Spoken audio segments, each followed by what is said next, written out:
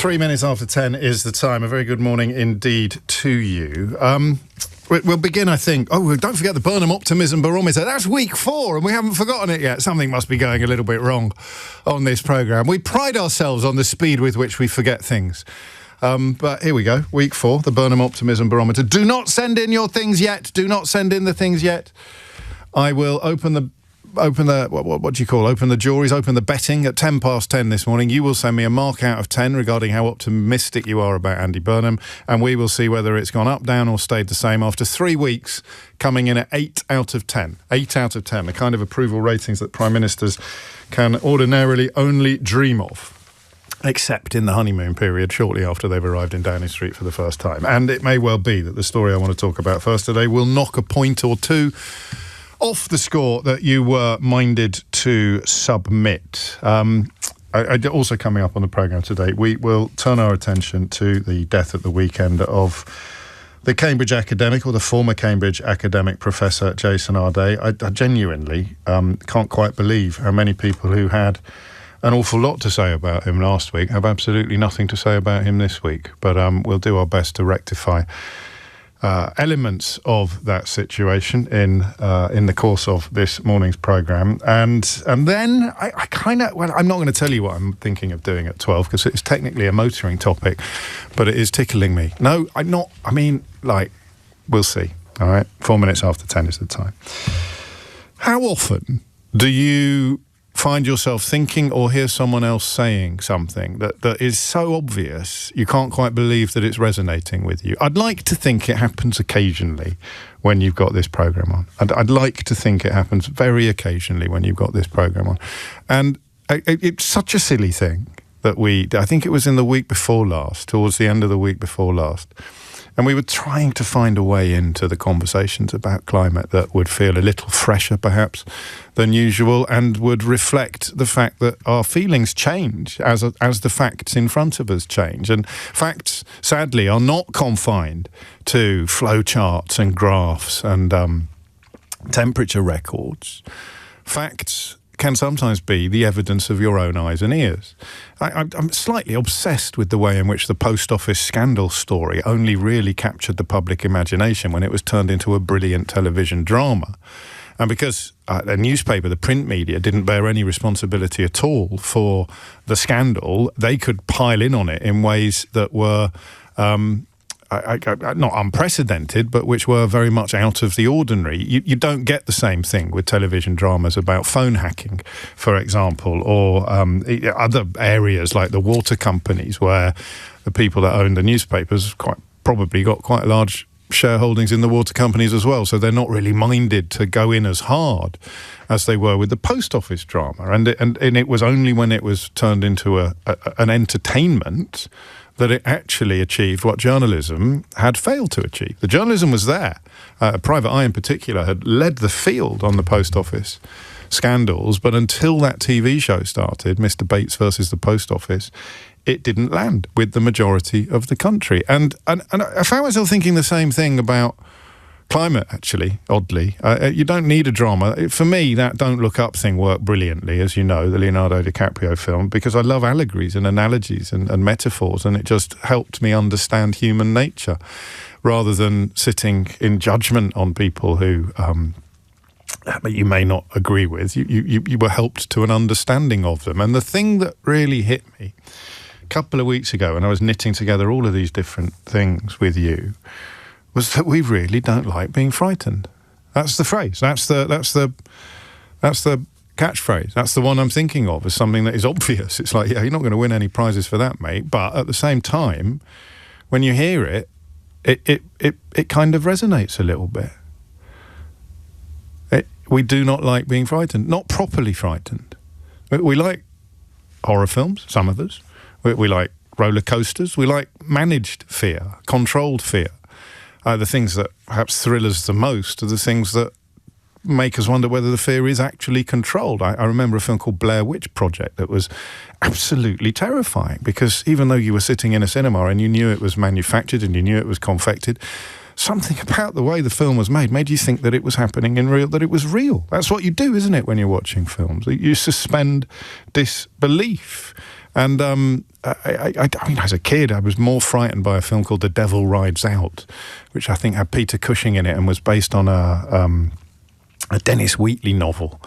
And the devil appeared in the rearview mirror of a car, like just this. It just terrified me. I went to sleep that night with my rosary under my pillow, like a good little Catholic boy who should not have been watching television that late at night, but who had no doubt brought it up in confession later. 8 minutes after 10 is the time. So fear was the thing, right? We don't like being frightened, and with climate change, we actually have a choice. I know that some people may not like this, but we actually have a choice with regard to whether or not we are going to let ourselves be frightened. You can feel fear either in your head or your tummy. And if you're feeling it in your head, or you can get it out of your tummy, then you've got a choice. So some stories get you in the tummy. And indeed, we've already mentioned Jason Arday once this morning. That's a story that sits in your tummy, or it sits in my tummy anyway. There's not anything I can do about that. I can't get it out of my tummy. If it was in my head, I could rationalise my way out of it. I could kind of talk myself into a position. So if the fear of the climate is in my head, I can ignore it. Once it gets into my tummy, then I can't. And I think that is, I have no therapeutic training. I want to make that absolutely clear, except as a client of two very good therapists over the years. But I think that explains the difference in caller that we get, or the difference in response that we have. I don't think we need to pay much attention anymore to the people who insist that there's no such thing, or the people who insist that it's all perfectly cyclical and normal, or the reason why the fires spread like literally wildfire is because of the people who started them, as opposed to what's been done to the terrain in which they spread like literally wildfire. I think the difference is whether you feel it in your tummy or your head, isn't it? Some mad stuff sits in your tummy. Like football can sit in your tummy, or can sit in mine. It probably doesn't sit in everybody. Some really mad stuff can sit in your tummy. Exam results, right? Some kids, it's so stuck in their tummy. Other kids, it's in their head, it's in their mind. For most people, I suspect there's a little bit of both. And you can... it's Christopher Lee, not Peter Cushing, in The Devil Rides Out. What an erudite audience I have. But you have that... You recognise what I'm describing, right? I don't know what the last thing you felt in your tummy was that had absolutely nothing to do with you personally. Terror attacks. Terror attacks always start in my tummy. Whether it is the Ariana Grande concert in Manchester, or the October the 7th terror attack, or the continuing reports from the West Bank and Gaza of the ongoing carnage and murder there. These things sit in my tummy. I don't know why. I can read other stories about other parts of the world that don't quite resonate in the same way. They'll be in my tummy, but they'll be in my head as well. And I want to know partly where you are now when I tell you that the Prime Minister is minded to approve the substantial jackdaw gas field in the North Sea after coming under pressure to boost UK energy supplies. Because if your response to that is in your tummy, you're going to be frightened and outraged, yeah? If it's in your head, you're going to have a slightly different response. And I want both today. I am now feeling climate change in my stomach in ways that I don't think I was doing until this summer. I'm embarrassed by that, but not enormously embarrassed by it. I can't control it. I've been exposed to some fascinating insights and educational journalism and amazing callers to this programme over the years, and I should have, and I couldn't work out what the difference was between us. I'd say to you sometimes, why are you feeling that so keenly? And I know you're right, but I'm not feeling it in quite the same way. And the answer is it wasn't in my tummy. It is now. It's not 100%, but it's there in my tummy. And the problem with that is that in a way we're describing the difference between facts and feelings, or we're describing the difference between emotion or emotive positions and intellectual positions. And once that line gets blurred, once it's in your tummy, but also in your head, then it's really hard to know what to think. Because where does what you're feeling stop and what you're thinking start? 13 minutes after 10 is the time. Andy Burnham is minded to approve the substantial Jackdaw gas field in the North Sea after coming under pressure to boost UK energy supplies. Right, two things I know. The unions have been exercising absolutely epic influence on the Labour government over this issue because that is their job, right?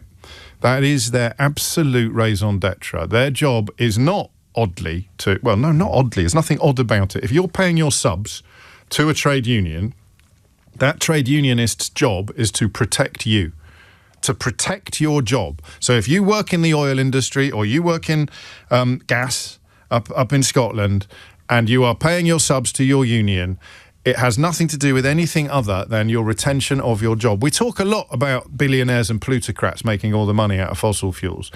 And we forget, and I forget, that actually there'll be hundreds of thousands, tens of thousands, I'm not sure which, around the world, possibly millions of people whose livelihoods depend upon fossil fuels.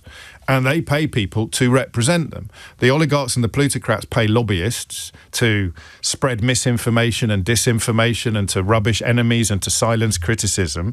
And the ordinary people, the ordinary workers who don't feel it in their tummy until they do, they feel it in their head because it's about putting food on the table and feeding their kids and paying their way and paying their bills. They pay their subs to their trade union to make sure they'll have a job this time next year. And if your job is on a gas field, then you will be, I suspect, mostly delighted that Andy Burnham is currently minded to approve a new Jackdaw gas field, a new gas field in the North Sea. One quote in the middle of the story is that it could be the difference between life and death for the industry. So it's often portrayed as a lefty position to care about the climate, which is part of what the lobbyists are being paid to do. But there's nothing more left-wing than a trade union. There's nothing more left-wing than collective bargaining and collective action. There's nothing more left-wing in this country than the trade union movement, and that is in favour of opening up this gas field. So it's even detached from binary debate, this issue. It's even detached from footballification. Tories are pro anything that makes money, regardless of what it does to human beings, the environment or the planet. Labour, historically, prioritising the welfare of people over the protection of wealth. But this story, as I hope I've managed to explain to you, is about the protection of people as well, specifically trade union members, and then the rest of us, because high energy prices affect all of us. Ministers are understood to fear that approving 2 large fossil fuel projects in the middle of a heatwave, and the Daily Telegraph still can't help itself, blamed by many on climate change. Blamed by many on climate change. I don't know what historians of the future are going to have to say about our little period in charge of this planet, but I think that it's going to be pertinent, isn't it? We're living in some sort of global Gobi desert, and they say even in 2026, after the hottest summer on record, we're approaching the end of August and reading about a 6th heatwave being on its way. The Daily Telegraph shows to report that it was, quotes, believed by many that the heatwave was caused by climate change. They're still going to go ahead with it. One of them, the report today, is not the other one. And I just want you to tell me how you respond to this. That's all. And you know, challenge my analysis. You're always welcome to do that. You know you are. But I think I'm right about this. I think the tension between the trade union movement and the what you might call the environmental wing of the Labour Party is very real and quite considerable. I think that distinction between the lobbyists spreading misinformation and disinformation to keep the money coming in and the workers who are earning a crust on oil rigs and gas fields, being worried about losing their crust. I read one story about how all the jobs that are being created in what we could call the green energy sector, the average income is not as high as it is in the fossil fuel sector. Now, I don't know whether that's true, because that is information that has arrived in our media in an ecosystem that is dominated by the lobbyists who are paid a fortune, often secretly. They sometimes call themselves think tanks and appear on television pretending to be academics and qualified. But that kind of misinformation finds its way into our media all the time. So I don't even know whether that's true, but let's, for the sake of argument, pretend that it is true. And the fact is that there are thousands of people, mostly in Scotland, whose jobs and incomes are going to be threatened by the move away from fossil fuels. You can't just tell them to suck it up. But I want you to tell me what this story does to you. Andy Burnham, let's say, is going to, or is certainly minded to, open a new gas field in the North Sea. This in the middle of the hottest summer we have ever known, but the coldest summer we will ever know moving forward. This is as cool as it gets. But maybe there's some wriggle room there in like tiny percentages of degrees. But this will be the coolest summer that the UK has ever seen. If you were born this year, this is your coolest summer ever, lads. Because if we hit net zero, it just stays the same. I don't think the temperature starts coming down again, does it? As I say, I'm not scientifically qualified. 0345 6060 973. 18 minutes after 10. I'm going to do the Burnham Optimism Barometer over the course of this hydration break. All right? So you now text me a number between 1 and 10, which denotes how optimistic you currently feel about the current Prime Minister, Andy Burnham. So the Burnham Optimism Barometer is now open. James O'Brien on LBC. It is the hottest summer we've ever known, and the Prime Minister, who has fairly good green credentials, is minded to open a new gas field in the North Sea. It can't be as binary as it first appears. Tell me something intelligent. Say something nuanced to me. Make me understand why this isn't as mad as it first appears to be, or indeed confirm that it is. 21 minutes after 10 is the time. The Burnham Optimism Barometer is now closed, and Finlay is on the line from Dumfries. Finlay, what would you like to say? Hi there. Hello, Finlay. Yes, it's worth saying I'm part of Unite the Union, which is one of the biggest unions in the UK that cover big industrial sectors. I'm in the aerospace sector personally. I'm also a member of the Labour Party. Okay. This subject really has frustrated me, both in my union. For the reasons that I've Labour. tried to articulate. Yeah, well, I think, I can see, I think that the biggest frustration for me is that people's very real concerns around economic difficulties. People in the sector. Yeah, absolutely. Yeah. So, I've been at the Unite the Union annual policy conference and helped kind of contribute to a policy looking at phasing out North Sea oil and gas. Very much written in a way that's saying, well, actually, there's a massive opportunity in transitioning away from fossil fuels. There's probably a massive economic opportunity for the UK, but massively for workers. And it's in all of the downstream industries that will be created.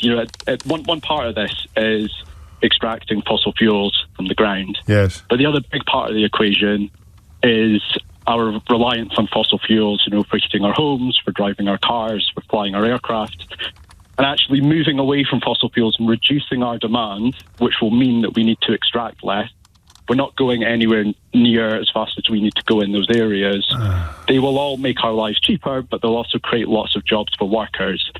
But this is real chicken and egg territory, isn't it? Because if we're not going fast enough, then we still need gas. And if we still need gas, why on earth would we get it from, I don't know, Qatar or Norway when we could be getting it from our own doorstep?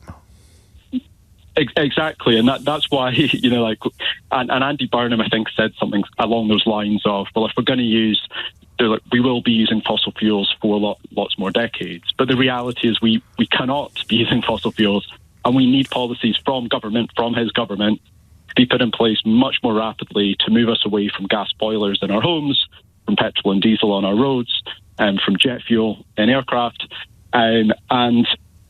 The government can introduce policies. That fossil fuel companies made extreme excess profits both this year and previous years because of the Ukraine conflict, and we failed to tax those companies, take out those profits, and reinvest them into the industries of the future that will create far more jobs for workers. But this is the thing, Finlay. I mean, you're perfectly positioned on this because, as you say, your union is a champion of the workers in the sector, and therefore wants this gas field to be open. That's the official position of Unite the Union. Yep. And as a Labour Party member, you can speak powerfully about the wisdom and the necessity of windfall taxes and making sure that the people making the most money are giving as much of it as is possible back to the country in which they're making all that money, or the country from which they're making all that money. But we're talking about, I don't know when do you know when Jackdaw would come online, roughly? You're testing me there. I'm not sure exactly. No, okay, but we're talking next decade, though, right? Yeah, and a point at which we will still need gas, for good or for ill, unless you're going to argue that Andy Burnham should be turning up the speed of decoupling from the fossil fuel industry, in which case it is a slightly different conversation from the one that we're having. We will still need gas, and if it's going to come from somewhere, why not come from here? Well, I think that...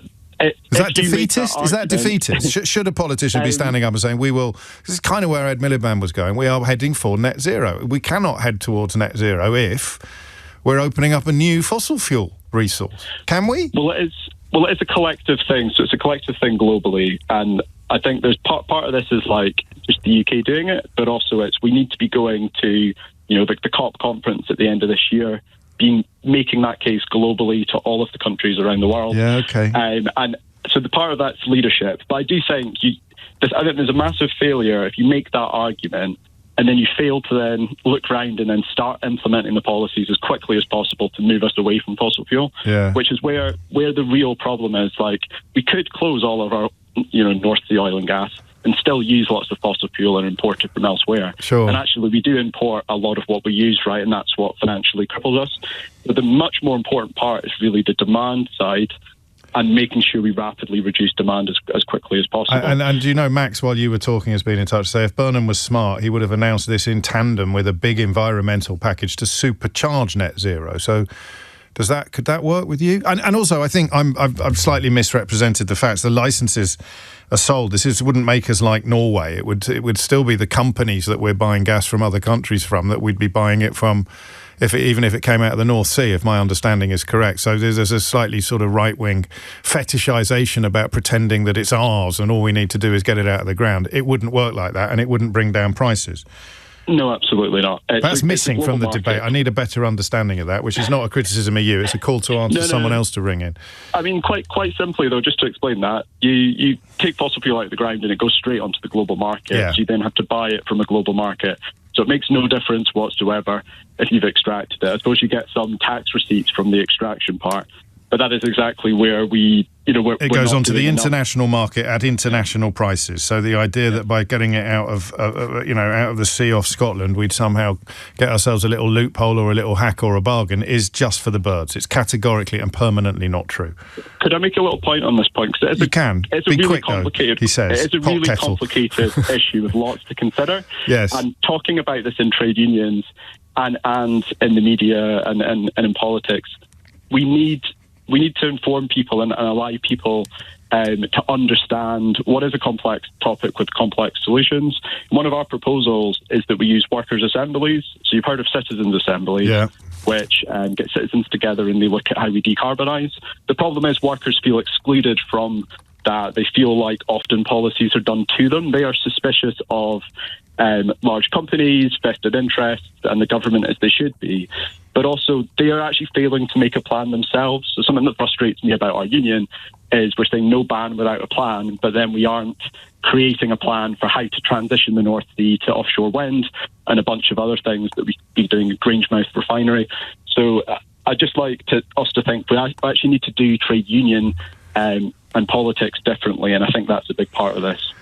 Well, I mean, crikey, if I thought that you were being a bit too long-termist for our purposes this morning in the context of actually extracting gas, then changing the entire nature of the discourse around trade unions and politics in this country is an even bigger mountain to climb. But I think you're probably right. I do increasingly think that it's kind of what Andy Burnham brought in, a sense that it doesn't have to be done like that, just because that's how it's always been done. We talked about this a couple of weeks ago, didn't we? That we're trying to just pin down what Burnhamism was, if there was such a thing. And Stockport, oddly, being a wonderful example of how, yes, you can actually regenerate a town centre, for example. You don't have to sit with managed decline or accept the inevitability of downward momentum. And he's bringing it to other areas as well. But on this one, he's in danger of looking like a man trying to have his cake and eat it, polishing his environmental credentials while opening a fossil fuel resource, opening a gas field in the North Sea. I don't know. We'll see. It's coming up to 10:30. You're listening to James O'Brien on LBC. I'll have the results of the Burnham Optimism Barometer, I think, probably after this, or certainly before the end of this hour. It will be interesting to see whether or not this story or any other stories have knocked a point or two off the satisfaction rating that we will be pursuing and recording using incredibly scientific methods. We've got exclusive software that's been supplied to us by the Massachusetts Institute of Technology. It's in beta stage. I'm lying. It's just Belinda counting texts. But nonetheless, we'll have the results shortly. James O'Brien on LBC. It is 33 minutes after 10 and the Burnham Optimism Barometer results are in. Week 4. I always feel I should do that in a Big Brother voice. Week 4 of the Burnham I'll do the voice later. It's a shocker, this one, lads. Seriously, you're not going to believe it if I actually remember to tell you, which I'm not going to do just yet, because we all enjoy a little bit of tension. It's fear that we don't like, unmanageable or uncontrollable fear. Our brain is a fascinating place. It can whisper to us while we are terrified of something that we're watching on a screen. It can whisper to us, don't worry, you're all right, even though we're screaming and jumping and panicking. It's managed panic somehow. It's really strange once you start thinking about this stuff. I'm sure PhDs have been written about it. But the stuff we can't control, with stuff we can't manage, is a heck of a lot easier to ignore. Because that's the voice inside you saying there's nothing you can do about this, at which point you go, well, there's no point being frightened then. So you can turn off that fear. I don't know whether the fear in my stomach... You believe how many complaints I got about using the word tummy repeatedly. Everything from it's making me feel things in my stomach right through to it's infantilizing. Is that not what people call it? Is that just... Anyway, stomach. I'll say stomach from now on because I'm nothing if not susceptible to your constructive criticisms. Feeling climate change in my stomach for the first time ever. I know I should have felt it sooner, but don't worry, an awful lot of people still don't. I don't know if it'll stay. Come Christmas, chestnuts roasting on the open fire. Will I still feel in my gut a visceral fear of what we are doing to the planet and the failure to properly address it? Or will it change as a consequence, perhaps, of a Prime Minister for whom I have high hopes, reportedly buckling to trade union pressure, is one reading of it, and opening another gas field? The other point, of course, is that we are still reliant on gas and will be for the near future. And if we learnt anything from Vladimir Putin's illegal invasion of Ukraine, we learnt that we need to have other sources. Even if we're paying the same money for the gas that we use on the international market, we don't want to be subject to Vladimir Putin's will when it comes to getting gas into this country. So that's an argument. It's a proper argument. You have to address if, like me, your gut instinct is this can't possibly be the right thing to do. Just look how hot it is.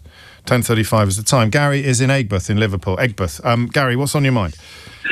Morning, James. Hello. I was listening to you last week and this morning and trying to assimilate a lot of the words that you're coming out with and a lot of feelings that you're coming out with. Yeah. And I'd just like to make 3 points which will lead on to the Burnham debate at the minute. Firstly, you talk about, when we talk about net zero, it's an arbitrary figure that's been invented by scientists, politicians around the world.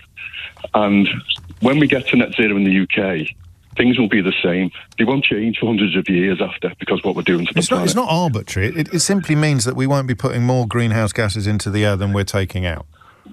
Well, yes and no, because you have the situation where you've got countries which are playing with net zero. The definition No, I of net know, zero but is as a not clear. domestic political goal, it's not arbitrary.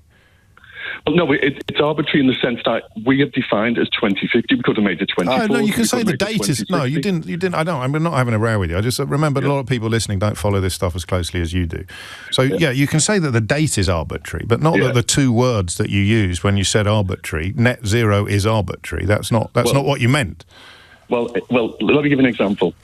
So up until recently, the UK had 3 government definitions for net zero. And so that made it complicated. Yeah, so but I'm the one we're working on today. Let's not get bogged down in this. The date is arbitrary. It's decided by human beings. The date by which we will achieve net zero. Domestic and global are obviously 2 different propositions, but the meaning of the words net zero is simply putting no more greenhouse gases into the air than we take out. Point 2. well, it's actually 90%. It's a 90% level, not 100% level.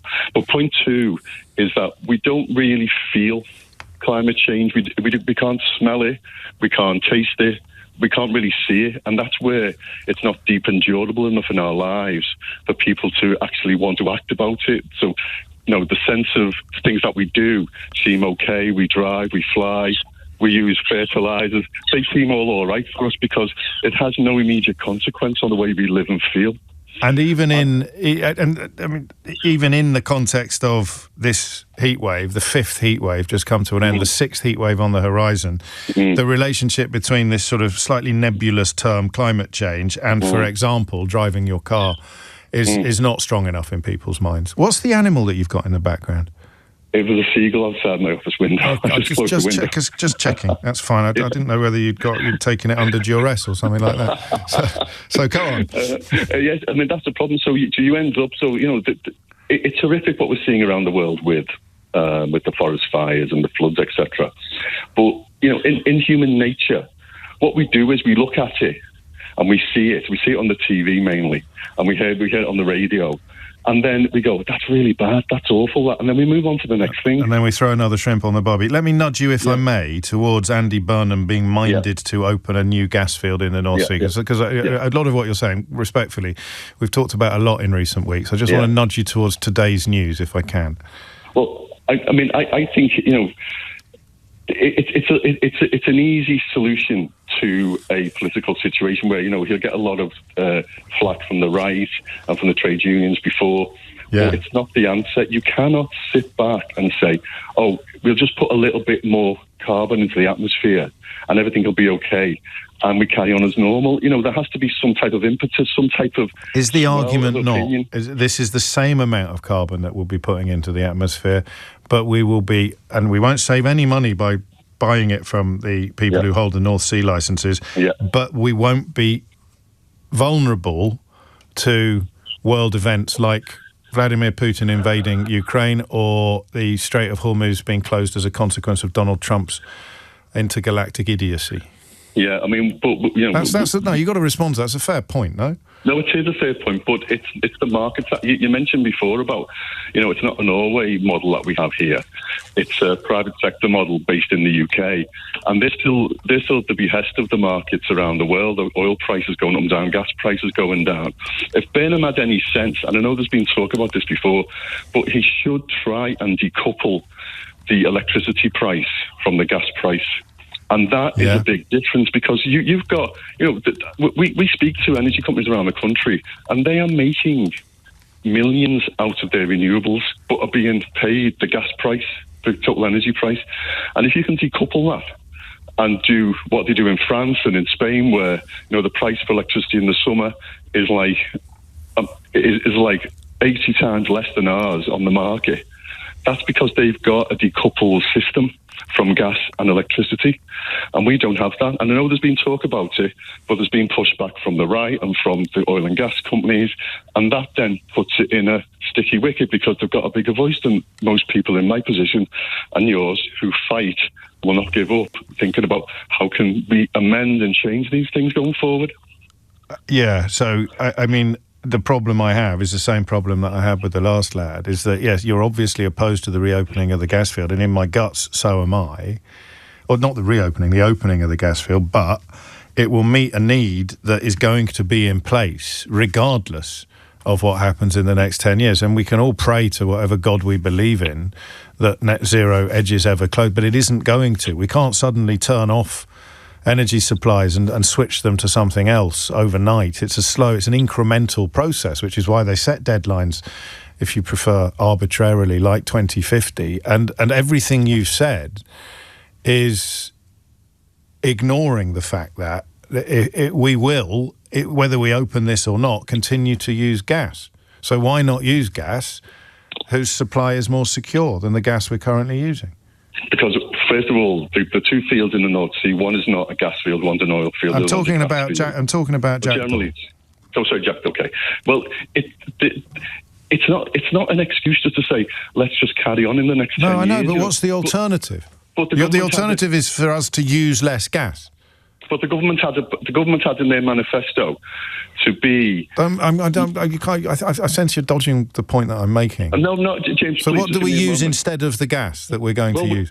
Well, we use renewables. Yeah, but that's moving. That's already moving fast. That's already. So if it's moving fast, why do we need it then? Why do we need the gas? Well, you know that because we haven't got enough renewables to meet the needs of the country. We will need gas for the facility. I mean, one of us has been a bit dense, and I'm happy to accept at this stage in proceedings, Gary, that it's me. But I don't think it is. Joe's in Sheffield. Joe, what would you like to say? Hiya. Tad nervous, so just bear with me. It's only me, Joe. It's only you. It's only millions of people on the radio. No, 1.5 million, mate. Let's not get carried away. Go on, fill your boots. You'll be fine, I promise. You'll be fine. So basically, I mean, I've been, concerned about climate change since I was a child. 36 now. I'm sat here with my soon-to-be 1-year-old boy. That makes the fear even more pertinent in the sort of direction that it's going. And ordinarily, I would be deeply opposed to, any sort of new oil and gas, etc. Yes. It's the wrong direction. But there is, just because you're asking for nuanced opinions, there is. It'll never catch on, Joe. It'll never catch on. There's a scenario in which I could get behind the idea, and that is if, and I know you've already said that that's not how it would be, because the way that the system currently works means that it wouldn't be that way. But if it was to be done as a sort of nationalised or semi-nationalised oil and gas industry that was to open the new field and it was to pump the money, 90% of profits into some sort of sovereign wealth fund, a portion of that was ring-fenced specifically to turbocharge the green transition. The rest of it was ring-fenced to go into public infrastructure that badly needs funding, etc., in a sort of Norway-esque model, but I would argue for more national involvement than Norway has. I think Norway owns about 67% of the major oil company that takes the oil out in Norway, which gives them majority shareholder. The bottom line of why it can't happen here. As the government the government doesn't own it. I mean, the company. I think it's the same company that has got the licenses for exploring Jackdaw and Rosebank, which would be the oil field, well, gas and oil. It's the same company, and they own it.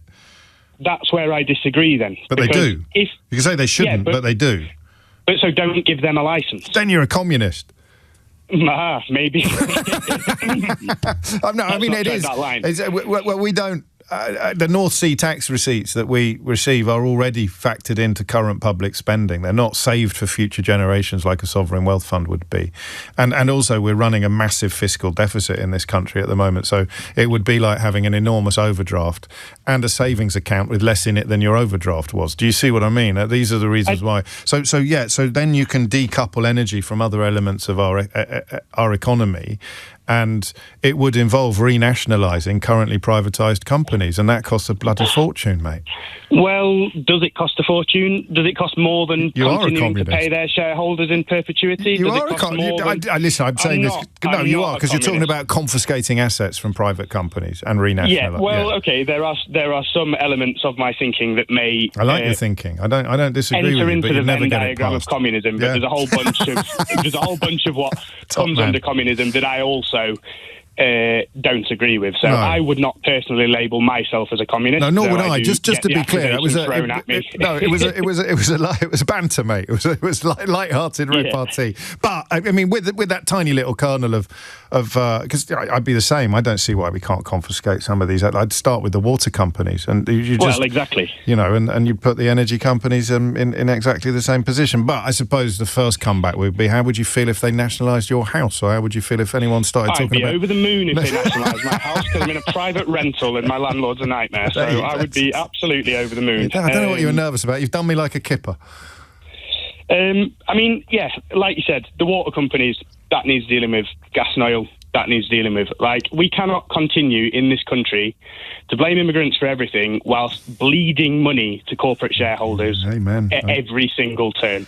And the tension about the workers, you can live. You've managed to negotiate perfectly, because if all of the profit was somehow to be redirected towards the Treasury, and there'll be tax receipts, remember, which is probably part of Andy Burnham's thinking. So you're going to get tax receipts on oil that's come out of the North Sea that you're not going to get on oil that's come out of Norway or or beyond. But if it was all going into the Treasury, then and the workers were keeping their jobs, you could live with the environmental impact in the short term because of the positivity of the economic impact. Well, yes, and at the end of the day, enough. we are still burning oil and gas. It's just that we're importing that oil and gas. No, I don't. I know all over the place. Point I've made with both previous callers, in that we are simply just filling a gap that has already got gas in it. And you can argue, well, it shouldn't have gas in it. But my understanding is that absolutely it shouldn't, lads. But it does. Yeah, but it does exactly. And if the profits from new oil and gas were directly ring fenced for the green transition, then you would have no immediate additional short-term impact, and you would be getting faster towards net zero in the future. So in the long term, it would be a benefit in terms of carbon emissions. In the short term, it makes no difference in terms of carbon emissions. And the country needs money. Strong. The only downside of this is that it would involve stealing the lunch of some of the most powerful and wealthy operators on the planet. And in fact, some of the most powerful and wealthy lobbies in the history of humanity.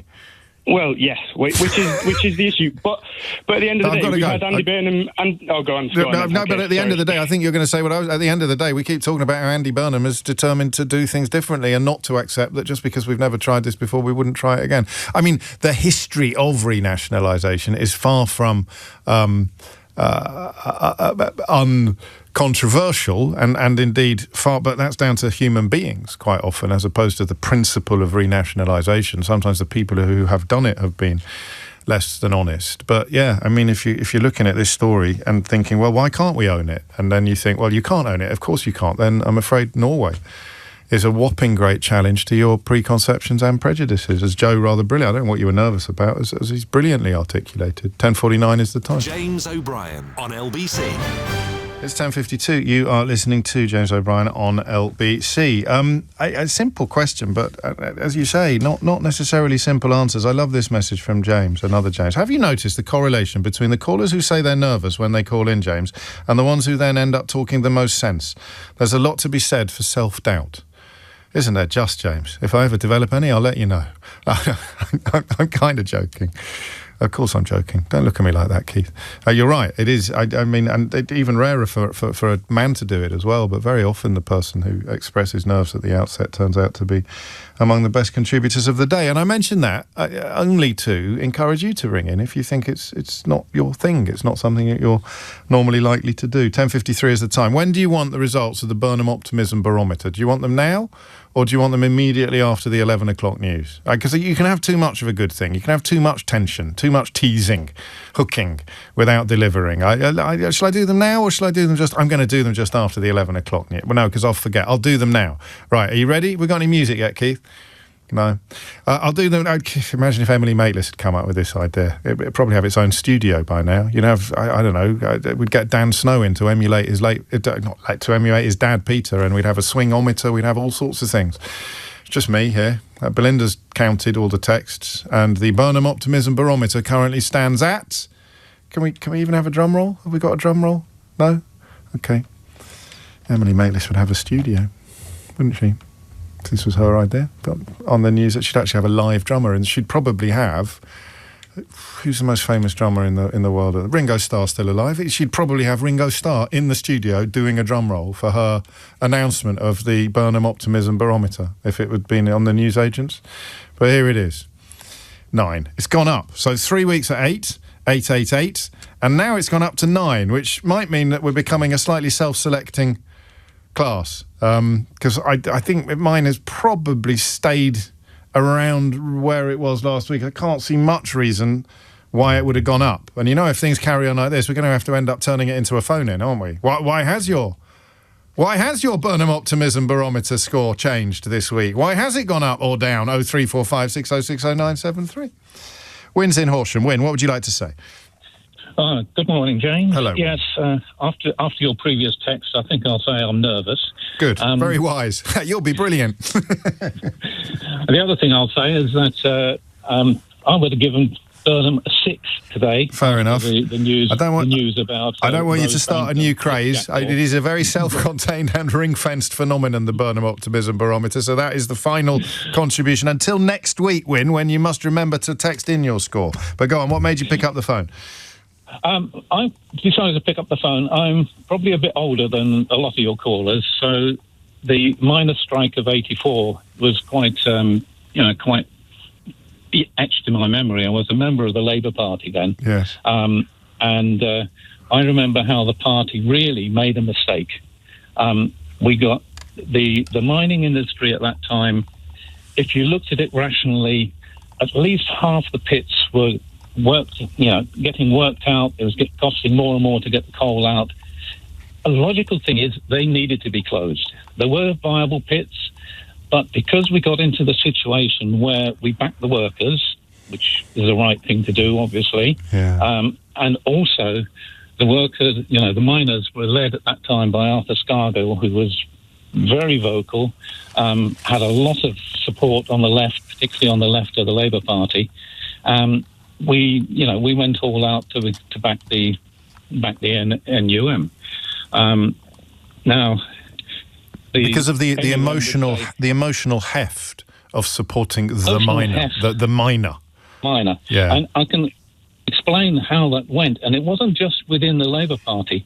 Tom, I was actually committee of the Labour Party in your neck of the woods in Wyre Forest. Oh, really? And as the press officer, believe it or not. You probably knew my dad.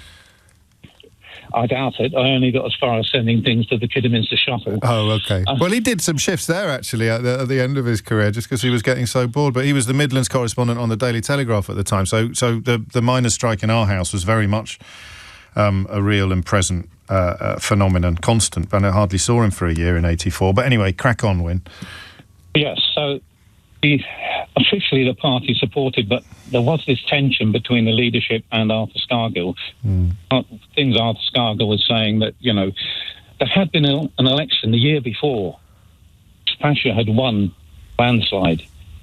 And a lot of us felt that you've got to accept that. You can't now try to have industrial action to bring down the government. That's not how we do things in this country. So there was that tension at the leadership level. But at the ground level, when it came to doing things like porting the miners, sort of buckets out at the fire stations, and Starport and that sort of stuff, and especially when Christmas came around, when we had a sort of campaign to get together toys for the miners' kids, that was immensely successful. So there was a lot of emotional support for the actual miners, not for the leadership. And they never had a secret ballot either, did they? That was another major problem. Yes, that was another major problem. I was in a union where ballots for strikes was part of our policy, so we always did that. So just to knit the two together, because I don't want to run out of time, you see history repeating itself with a sort of blindness I see history repeating itself because in the end, mining jobs weren't saved. Lost the opportunity to manage the decline in the mining industry. It all happened so quickly. Even the viable pits went. So it happened so quickly, so there's no chance for getting getting new employment into mining villages, helping those miners who wanted to stay to relocate to the viable mines, everything to sort of make the human cost of closing the coal industry down less than what it was. And we know that. That's such a powerful point. And I mean, the major difference being that the trades unions and the owners now are speaking as one. So the chief executive of Adura, which is developing Rosebank and Jackdaw, said last night, together they can provide more domestically produced energy, support high-quality jobs and apprenticeships, generate substantial economic activity and tax revenues, and give the UK's world-class energy supply chain confidence for the future.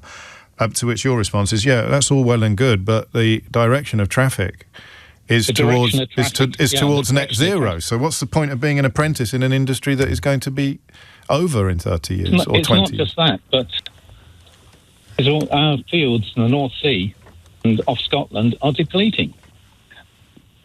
Isn't a lifetime's job left there anymore? No, and so they're talking about keeping the money flowing for the short term. all it is. And you're going to miss the opportunity to manage that decline. And a lot of those people, if you've been working out on a off the oil rig, you've got half the skills needed to go on offshore wind farms anyway. You're used to that environment. That's your engineering. So there should be a lot more ability about managing the decline of the industry in a way that the workers benefit, rather than just... This is a brilliant call. You were right. I don't know whether you were nervous or not, Win, or whether or not you were just jumping on the I'm nervous bandwagon, because they always turn out to be the best calls. But I will be... I'll be reflecting on a lot of the things that you've said, and indeed refreshing my memory on some of the parallels that you draw, not least the fact that the ultimate redundancy of the entire mining industry was absolutely intrinsic to the mismanagement of the issue by not just the NUM but by the much of the labour movement, and of course a lot of these conversations are still conducted as if the ultimate redundancy of the fossil fuel industry is not baked into the survival of the planet, which is why I'll leave you. We'll go back to where we began, which is the fact that even now, one newspaper today reports ministers are understood to fear that approving 2 large fossil fuel projects in the middle of a heatwave, wait for it, blamed by many on climate change, as opposed to blamed by science, or blamed by everybody with any qualifications worth the paper that they're printed on in this field. 11:01 is the time. Thank you, Win. Great stuff. It's just gone 11 o'clock. In the next hour of the programme, we will, with heavy hearts, I think, turn our attention to the death at the weekend of the academic Jason Arday. And it's always a little bit glib, isn't it, to wonder what lessons will be learned, or indeed what lessons should be learned, because they're never the same thing. But I think the very, very least we can do is talk about it together. James O'Brien on LBC. It is 5 minutes after 11 and you are listening to James O'Brien on LBC. I'd read a couple of texts before we get into this horrible story in more detail. Here's one from Matt. Can we also talk about the vile doubling down and trolling from vampires like? And then you mentioned some name who are still blaming the poor guy when will they be held liable? Did Caroline Flack teach them nothing? And a few people have raised the memory of Caroline Flack, who took her own life, as Jason Arday did. It was reported late on Friday. Matt in Northampton says, no one has learnt a single thing from Caroline Flack's death, not a single thing. I've never seen the guy, but as soon as I heard the news, I felt so sad. What a stupid thing to hound someone to death. I mean, there's quite strong guidance on talking about suicides, and there's never one reason. Speculation is generally discouraged because you will never know what was going on in someone's mind at the crucial moment, but you will know what was going on in our world up to that moment. Will points out, I suppose the context for your conversation would need a white guy getting exactly the same levels of relentless coverage. Well, Caroline was of course white and had been accused of, I don't think anyone had accused Jason Arday of any crimes, but she had been accused of a crime. The narrative, and it's one that has been explored by her mother as well, including in an incredibly emotional call to Sheila Fogarty on this radio station, the narrative was that the media spotlight was a contributory factor, and the thing that the spotlight was pointed at, albeit that it was prompted by events, it was still a person. And you forget that, or people forget that. It is a story, and you forget that it's a person. I remember a million years ago, I was having a right old pop at the footballer Frank Lampard. I was just reading all the stuff in the newspapers about him falling out with his ex, and I did, what was commonplace in tabloid newspapers at the time, but I'd not done it on the radio before. And he rang in, and he was deeply, deeply upset with how I was characterising his private life. And I remember thinking, probably that afternoon actually, that's a person, it's not just a story. I was quite wet behind the ears here myself, and on newspapers you forget completely that stories are about people. And I'm not defending what was done in the print media this last week, but if I had to, if I had to mount a defence, and some of the stuff I've seen is indefensible. I'll tell you in a moment why I'm not going to read it out to you, or indeed name any names of the people responsible. If I had to mount a defence, it would be that in this profession we often forget that people are stories and stories are people, real people. I hope I don't do that anymore. I hope I haven't really done it since that encounter all those years ago. But I probably do. I probably do. The reason I'm not going to mention any names may disappoint you or surprise you. I don't know that you get to control where the pylons go next. I don't know how people who were gleeful, the word I would use is gleeful.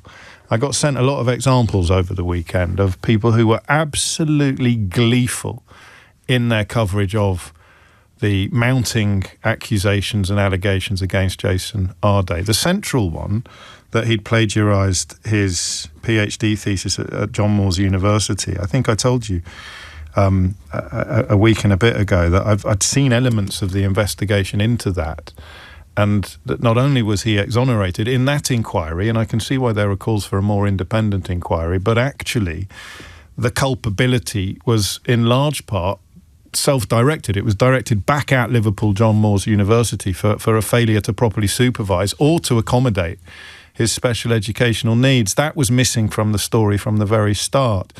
The person who started it all is a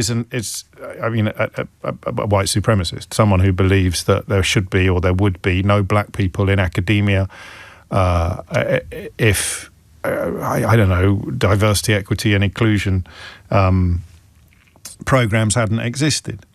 So there are many moving parts to what happened, but for me, and you can disagree with me on this, it's obviously going to be a phone-in.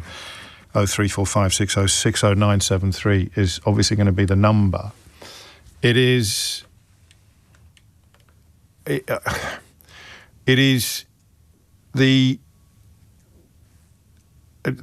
nature of the story and the reality of the human being got completely blurred. The reason why I'm not going to mention names or read anything out, despite the incredible sort of avalanche of really hideous commentary, is because I think you possibly become part of the same problem. So imagine a columnist or a broadcaster who had been really, really gleeful about it, and I now went for them. Would I not be guilty of doing so? So I'll talk about what I have said. I'll talk about myself, but I don't know. You could disagree, but and you may have to disagree with me in order to answer the question that I'm about to ask you, because there are growing calls for some sort of public inquiry or investigation into what is called the media onslaught, the vicious media onslaught against Jason Arday. I thought that he was being quite naive when he resigned if he thought that it would stop, but there were things that really, really shocked me in the aftermath of his resignation. The story that really shocked me, and David Aranovich has written a brilliant short Substack about this. David is one of the Substackers I subscribe to. And he, like me, focused on a story last week from a young woman whose name was not disclosed. I can't remember which newspaper she wrote in, but she wrote about how he wasn't a very good teacher, and it was anonymous, and it was from, I think, very early on in his career, and it was after he had resigned, and there was a sort of gleefulness in the coverage of that story, almost a sort of a rubbing of hands with glee about yet another accusation to level at him. And some of the accusations, obviously he needed to be held accountable for. That's something that he said himself, something with which I completely agreed. And yet some of the stuff that came out, especially after he had already resigned, what else could he have done but resign? And he did. He resigned. And then it carried on. So the word I use is gleefulness. There was a gleefulness in it that I think was related to his ethnicity and related to a sort of form of tall poppy syndrome, but mostly his ethnicity, because he wasn't exactly a household name before these allegations and accusations emerged. So I told you a week ago last Friday that I felt personally let down by Jason Arday because I had spent an hour in his company. I'd done a long interview with him on my Full Disclosure series, and I had been utterly, utterly beguiled by him. Completely beguiled by him personally and by his story. And I have a job that involves talking about the news. So obviously for me to talk about the news and not talk about my personal encounter with the man, my personal experiences with the man, would have been deeply, deeply disingenuous and dishonest of me. And I'm glad that I did. Not as disingenuous or as dishonest as talking about him every day last week and not even mentioning the fact that he's dead this morning. And that's a whole different planet of disingenuousness. But if I'd sought to conduct that debate without sharing with you my own feelings, it would have been ridiculous of me to ask you to share your feelings as well. So I felt, as I told you at the time, very let down because I had believed every single syllable of his story, both academically and personally. And I felt on Friday night when news of his death broke, I just thought how pathetic and unnecessary that sounded. You know, who cares what you think or feel? I'd still do the same thing if we were there again, because I would never have known when I talked about it that the story was going to end like this. But I said to you, didn't I, a week ago last Friday, I'm always wary of bringing a personal angle to a conversation, making it in any way, shape or form about me. But I'd met him and you hadn't, so I wanted to tell you what I thought, what I felt, and what I found.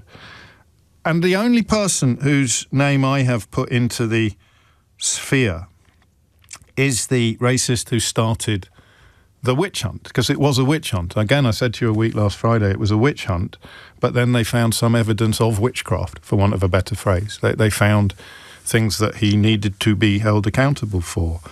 And it began with a racist. That's two things being true at the same time in the most uncomfortable way. In the most uncomfortable way. So the gleefulness for me is the most damning and shameful element of this entire story. Not the reporting. Don't blame the journalists who pursued the story.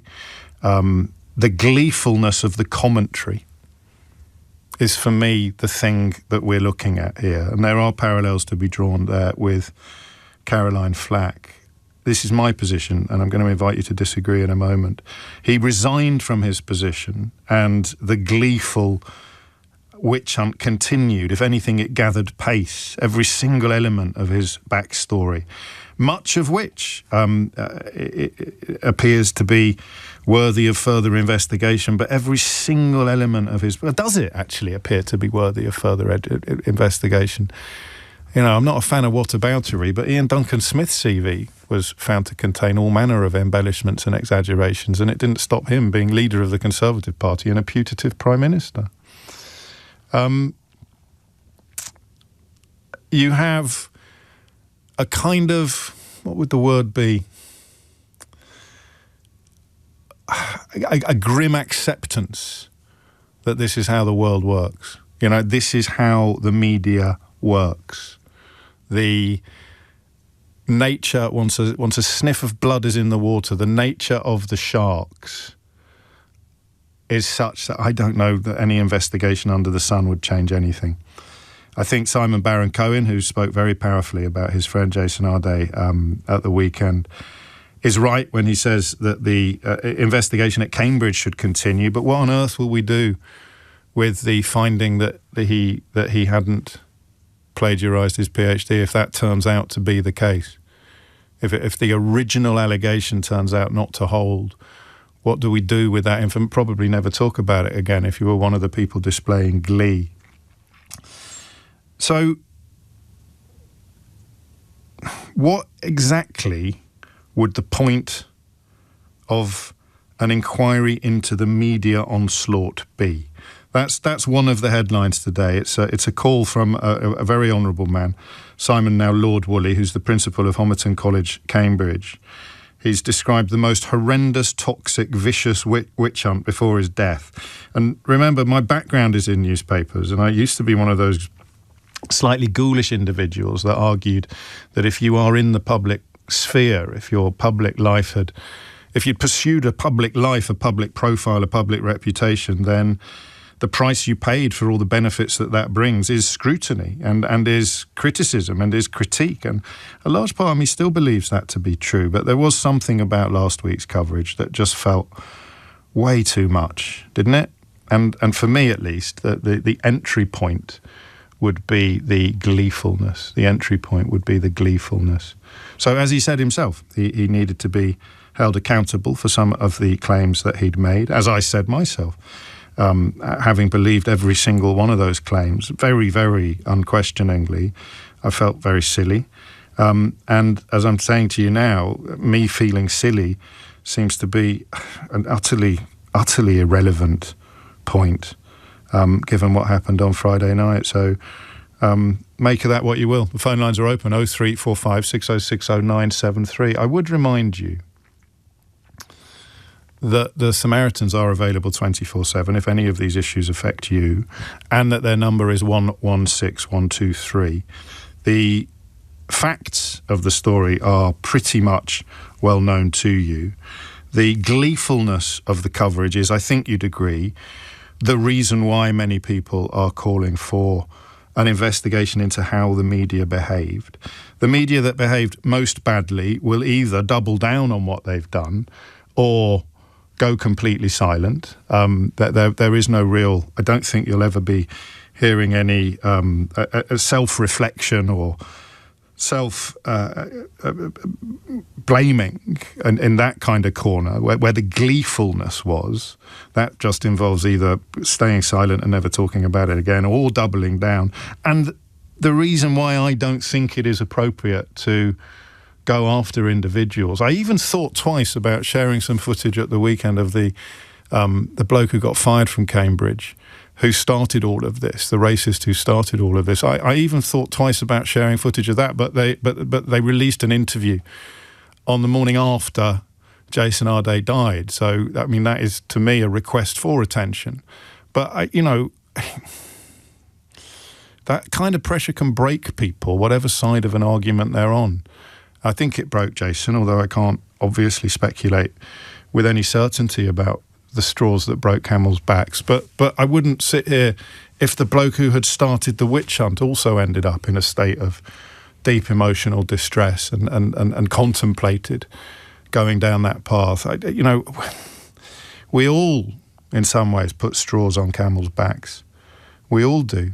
And I don't know, maybe that sounds absolutely daft to you, that today is not the day to start listing the worst offenders or going after the commentators and columnists who were gleeful in their hounding of this man, as opposed to measured, as the news reporters were, or reflective, as those of us who knew him and felt dismayed by a perceived betrayal, as we felt. So 0345 6060 973. I'd say one thing, actually, that I did think about at the weekend, and that I do feel personally, I think guilt probably about. And I shouldn't have forgotten that he was still he was still beguiling, you know? It can't have all been invented. It wasn't all flammery or exaggeration or embellishment. There was something there that was very, very special, and it's not there anymore. David Aranovich again mentioned Icarus, and I couldn't get that image out of my head, actually, when I was thinking about this at the weekend. And you just flew so close to the sun that your wings fell off, and it doesn't really matter what your wings are made of. The tragedy is the death. 23 minutes after 11 is the time. So, actually, yeah, I think all I'm going to ask you is this. What do you think? What do you think? And, of course, crucially on this programme, what do you feel? What has this story done to you? 0345 6060 973 is the number that you need. It's 23 minutes after 11. James O'Brien on LBC. 25 minutes after 11 is the time. You're listening to James O'Brien on LBC. Martin writes, Jason Arday was the victim of a lynching, no more, no less. I mean, it's very powerful language. There is a difference, of course, in that the pursuit and the persecution of him was not just because he was black. The ongoing investigations and the ongoing reports were built upon findings of apparent exaggerations and dishonesties, embellishments. As he said himself, I will be held accountable for what I've done, but I don't know. Actually, now I don't know what that would look like. A proper accountability to a degree or to a point that would have satisfied the people who felt glee at the whole sorry story. Leon is in Milton Keynes. Leon, what would you like to say? Yeah, hi, James. I'm a first-time caller. I just felt compelled to call in terms of how I feel about this. I'm quite angered. I'm disgusted in relation to how Jason was treated in the media and hounded and pursued. I think, and hopefully this is not too strong to say, I think, obviously not literally, but I think Cambridge has got a high degree of responsibility in relation to what happened. I think he was held to a higher standard than any other academic in these circumstances, remembering the fact that he was exonerated in relation to the plagiarism accusation following an investigation by the university that handed him his PhD, but yet it still pursued. Yes, there may have been some embellishment in relation to his CV or career, but and I'm not advocating that that's a good thing, but it doesn't justify. It was completely disproportionate in relation to how things were reported and the degree of press interest which caused, it caused, in my opinion. It's chicken and egg, because we can talk about press interest, but press interest in these days more than ever is public interest as well. I mean, they were feeding an appetite for more detail and more content, more input. I mean, these things. I choose my words carefully, but it's August. There's not a lot to put in the newspapers, so he was a victim of that as well. But once the metrics and algorithms came in, and someone posted one newspaper's search results page, and I thought it was fake. I couldn't believe one newspaper had done so many stories in such a short period of time. But that is both press and public interest. It's not just one. That's right, but why was there the interest, James? Why there have been other academics who have been accused of plagiarism. There have been other academics who have been found guilty of plagiarism. There's one at Cambridge who's still in his job. Yeah, exactly. So for me, the reason why there's an interest, it pandered to the racist trope that he wasn't qualified, or the racist trope that he wasn't justified to be a Cambridge professor. That's what it was all about, and there's a media feeding frenzy that was based on that. But and you're right. Obviously, the initial impetus came from somebody who didn't think that black people should be professors, and that is, I think, one of the few absolutely inalienable facts of the whole story. But the press interest was driven not just by that. I think that's probably at the root of the desire to bring him down. He's an uppity black man, right? He's one of the least uppity people I've ever met, actually. But the way his biography appeared, it was, an incredibly high achiever. But there were elements of it, the running of the marathons and the word that a lot of people used who were not being evil or gleeful was fabulist. He did tell some fabulous stories that turned out to be not true, and that created a kind of impetus that kept feeding of itself. So I think your observations about ethnicity are absolutely on the money, but they're not the end of the story. That's not the only element here that explains the feeding frenzy. Yeah, I mean, I don't know if I said, but speaking of, I'm a black man, Afro-Caribbean extraction or descent, for me it sends an implied message of you and your kind do not belong there.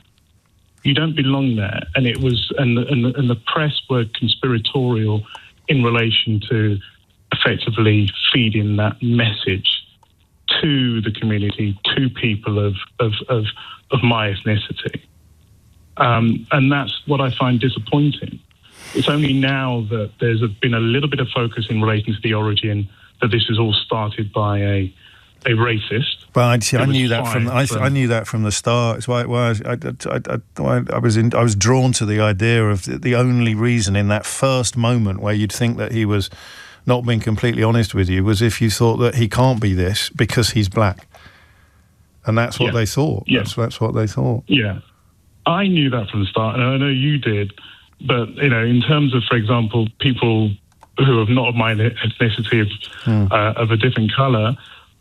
In terms of prior to his resignation, who'd talked to me about the story and saying, isn't it awful in relation to what this man's done? Not knowing the full background in terms of the origin or the context of what was really going on.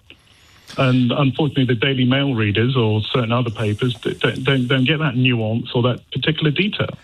Is there any point... Even now. Well, that's why I come from a pessimistic position with my final question to you, which is there any point having an investigation into the media behaviour here? Because it is, for good or for ill, actually no, for ill, for exclusive and extraordinary ill, it is a self-regulating industry.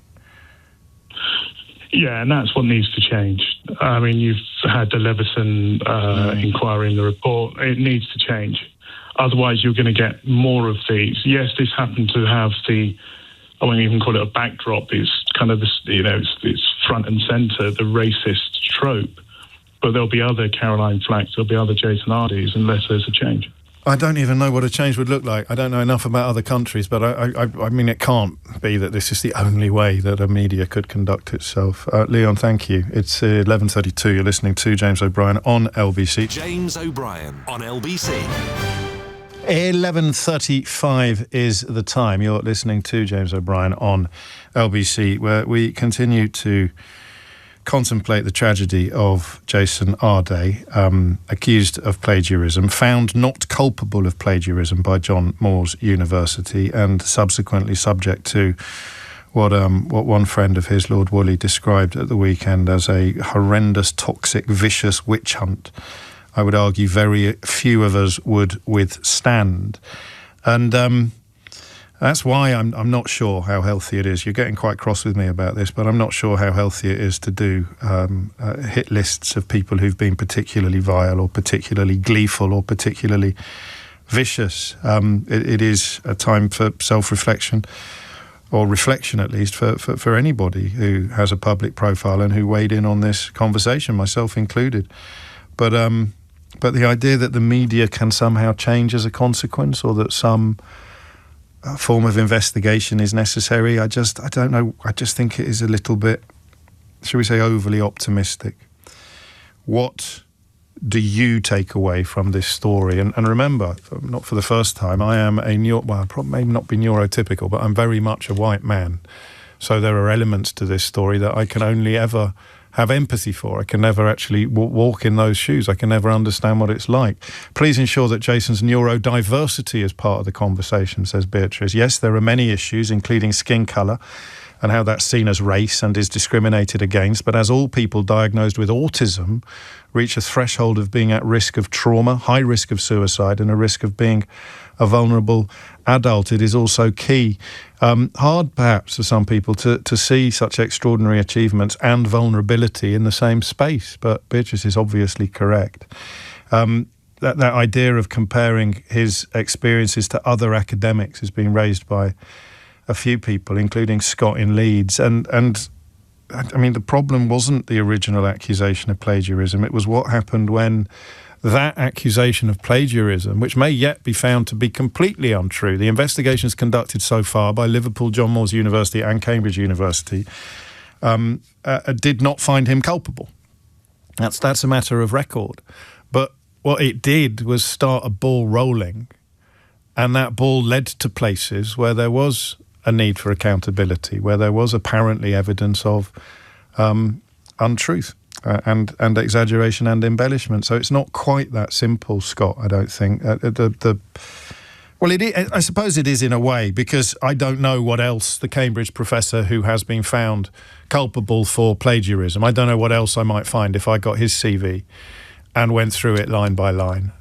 Maybe I'd find that there'd been other embellishments there and other. So I don't know, why did they, with the sniff of the plagiarism allegations, why did the media go after all the other things? That perhaps is actually proof of your point rather than mine. Jack in Dagenham goes further. He says this was never a public interest story. There had never been any public demonstrations asking for an investigation into Jason Arday. The public interest argument from the media is deliberately used to commit all sorts of evil. Again, I disagree with that in part, and I may, as I just did with Scott in Leeds, talk myself out of my disagreement while telling you why, but Jason was very much a public figure. He had a book. He has a book coming out in the next couple of weeks. A big book full of his life story. One of the reports has reported that there are big gaps between the original proposal and the actual book that was published. So it's like blood in the water with sharks. There is actually blood in the water. Do you see what I mean? So I don't know that you can even say that the public interest argument doesn't work. Of course there's a public interest in it. And then finally, before I get back from the phones, this from Sue. Like you, James, I was stunned by Jason's extraordinary presence and charisma. That reference then to Icarus just tipped me over the edge emotionally. I got that off David Aranovich, who wrote about this very powerfully at the week. And I'm with you all the way on your feelings and response. I'd begun to feel a sense of betrayal like you, having been taken in by that larger-than-life persona.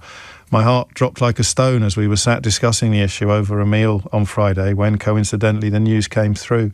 The reference to wings and the sun just summed it up so beautifully. I couldn't even gather myself to express that this morning, but I'm glad you did. Well, I'm glad David Aranovich did. And this from Taikiba. The tragedy is the same as the one happening to Meghan Markle. The way the press attack her because she dared enter into a circle that they, either consciously or subconsciously, they think should be exclusively reserved for white people. Again, you can't get past the fact that two things can be true at the same time.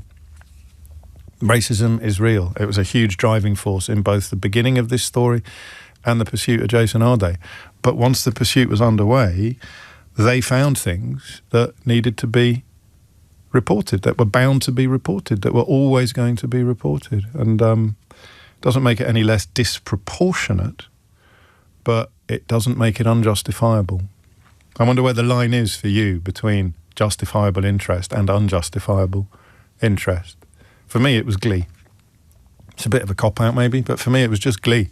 If you were feeling glee about this, then you contributed something different from what the reporters contributed.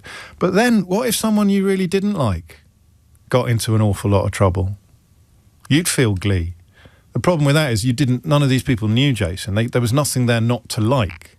So if, for example, a political figure that you didn't like ended up in a huge amount of trouble over things that they had allegedly done, you have a deep and strong opinion about a political person already because of who they are and what they do, what they represent and what they've done. How could anybody have a strong negative opinion about a man they'd never heard of? And that's why glee seems to me to be pertinent. Helen is in Ealing. Helen, what would you like to say? Oh, hi, James. Thanks very much for taking my call. You're very welcome. Do you know what? James, this is the first time ever in my life that I have called a radio station, but I felt that strongly about what has transpired. I had to call you today. My husband looked at me like, are you mad? Are you going to be calling? Can we not perpetrate the myth that people who ring this radio programme, or indeed this entire radio station, must be one sandwich short of a picnic, please, Helen? There is no. Carry on. Well, no, but in all seriousness, I wanted to call to send my condolences to Jason's family. Yes. And I, even though I'm not related to him or know his family, I can't even begin to think how they must be feeling right now. I mean, to be fair, I didn't know very much about him. No, nobody did really until the story started to break. A few of us did, but none of the people in the sort of lynch mobs, if we're going to use that language, that none of them knew anything about him until they started being spoon-fed the stories. Yeah, absolutely. I was gonna try and not mention that about the lynch mob, because I could say a few things that I shouldn't really say on the radio. I'll try not to. But I'll try not to. But yeah, like I was saying, when I saw the news while hoovering on Friday come up to say, and I had to really look to see on the TV when it said that the man was dead, it just made me feel ill. Yeah. You know, I just thought, how can that be possible? But then, of course, then I started not so much about taking more interest, but just reading up about it more, and then and seeing and hearing what had happened. I mean, the man was a professor at Cambridge. I'm a black woman, James. Yes. Right? And I know that anything that we do, we always have to do it 200% as opposed to 100%, right? This is ingrained in me. We are well aware of that. But whenever I speak to my kids, whenever I've spoken to my children, I've always said to them while growing up, you never don't put this aside. You speak to people and live with people and deal with people in the way that you would like to be dealt with. But I am sad to say that at this age that I am now, that I'm going to go to my own grave. Oh, Helen. Still knowing, hearing and feeling that there is racism. My God. Did you ever have moments where you thought you wouldn't? I mean, and let's hope you're with us for a heck of a long time yet, Helen. No, listen, I have got some great friends from all different nationalities, James. Yes. Who would be feeling the same way as me. But I just think it is so sad that in these times now, that although it's not in so much in your face like it was in the 70s and 80s, that this time now that it is so prevalent and so horrible, and that I didn't want to mention them, but that the press and some journalists have blood on their hands, right? Now, I definitely think that there should be an inquiry. I don't think anybody. I don't think anybody. If we had truth serums and lie machines, I don't think anybody would be revealed to have wanted him to die. Well, exactly. Well, very true. Because some of them who do have a conscience or who have a heart will then think, oh my God, the man's died. The man is dead. The man is dead. The man was alive on Friday and is dead. He's dead. He cannot be brought back. Do people really understand that? When you look at the picture of the man, does he look like a person who's a wicked person? He looks like a person who is in love with his family, with his children, and I'm sure very, about what he's achieved. And you can't tell me as well, James, that you've got to be a professor at Cambridge, and that he was not scrutinised from the point of view of what education and qualifications he had. Well, that's one of the things that needs to be looked into, that perhaps he wasn't scrutinised enough. This is the accusation that's being levelled at Cambridge, and in some ways this makes him, if it turns out to be true, it makes him a victim of their well-intentioned mistakes, in that they didn't do the scrutiny that they should have done, because they were so keen to have somebody with such an extraordinary story, and a black person with such an extraordinary story, on the faculty. That's the accusation that's being levelled at Cambridge from responsible quarters as well, not just racist ones. I hope, James, from responsible quarters, that they do investigate it, because we want to know. Because if I am being put in a position of elevation, I want it to be because of the work that I've done, the studying that I've done, and not because of the colour of my skin. And then even now, taking away the colour of the skin, the man had ADHD. He was autistic. Whatever you call it. I apologise, James, for not being as articulate as I would like to be. That's because I'm emotionally, invested in this, right? But, so then there should be some form of care for that individual. To think that the gentleman was there, he got into such a dark place that even the thought of the love of his children, his parents, the rest of his family could not deter the way he was thinking to take his life instead. I do need to be slightly mindful of broadcasting regulations with regard to suicide, and there's I'm not 100% clear on what they are, Helen. You won't be surprised to learn, but I think found dead is the reporting at the moment, and there are obviously, we have to be mindful of not adding to the burdens of people who are also struggling with their lives at the moment. So I've been not in any way criticising anything that you've said. I'm just reminding myself really of the importance of keeping an eye on things. Can I ask you a question that, and if it's an inappropriate question, I sense you'll tell me. Yeah? Tell me. Yeah, go on. But you will tell me if it's... How do you... I mean, there will be some people, and I don't know whether or not they deserve any oxygen today, but there are inevitably people in my inbox objecting to the insistence that this is a story of race. I mean, I don't think you need to, but I wonder whether you would care to tell them why they're wrong. They are wrong because they are not walking in my shoes as a black person. Yeah. And I'm not using that as an excuse, James. When a friend says to me that someone, that something's happened to them that I have not experienced, I never say, "Oh, I understand."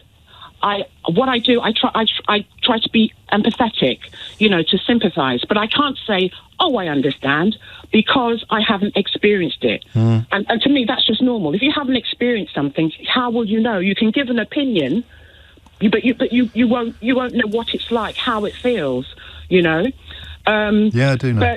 But there's a lot of people, James, that are in the mindset right now where they are at their deep, their darkest corner, darkest thoughts, and I'd like to say to them that I hope that they will reach out to their family, someone, or maybe not in the family, maybe a complete stranger or a friend to ask for help, because Jason's light has gone out and there's no way of switching it back on.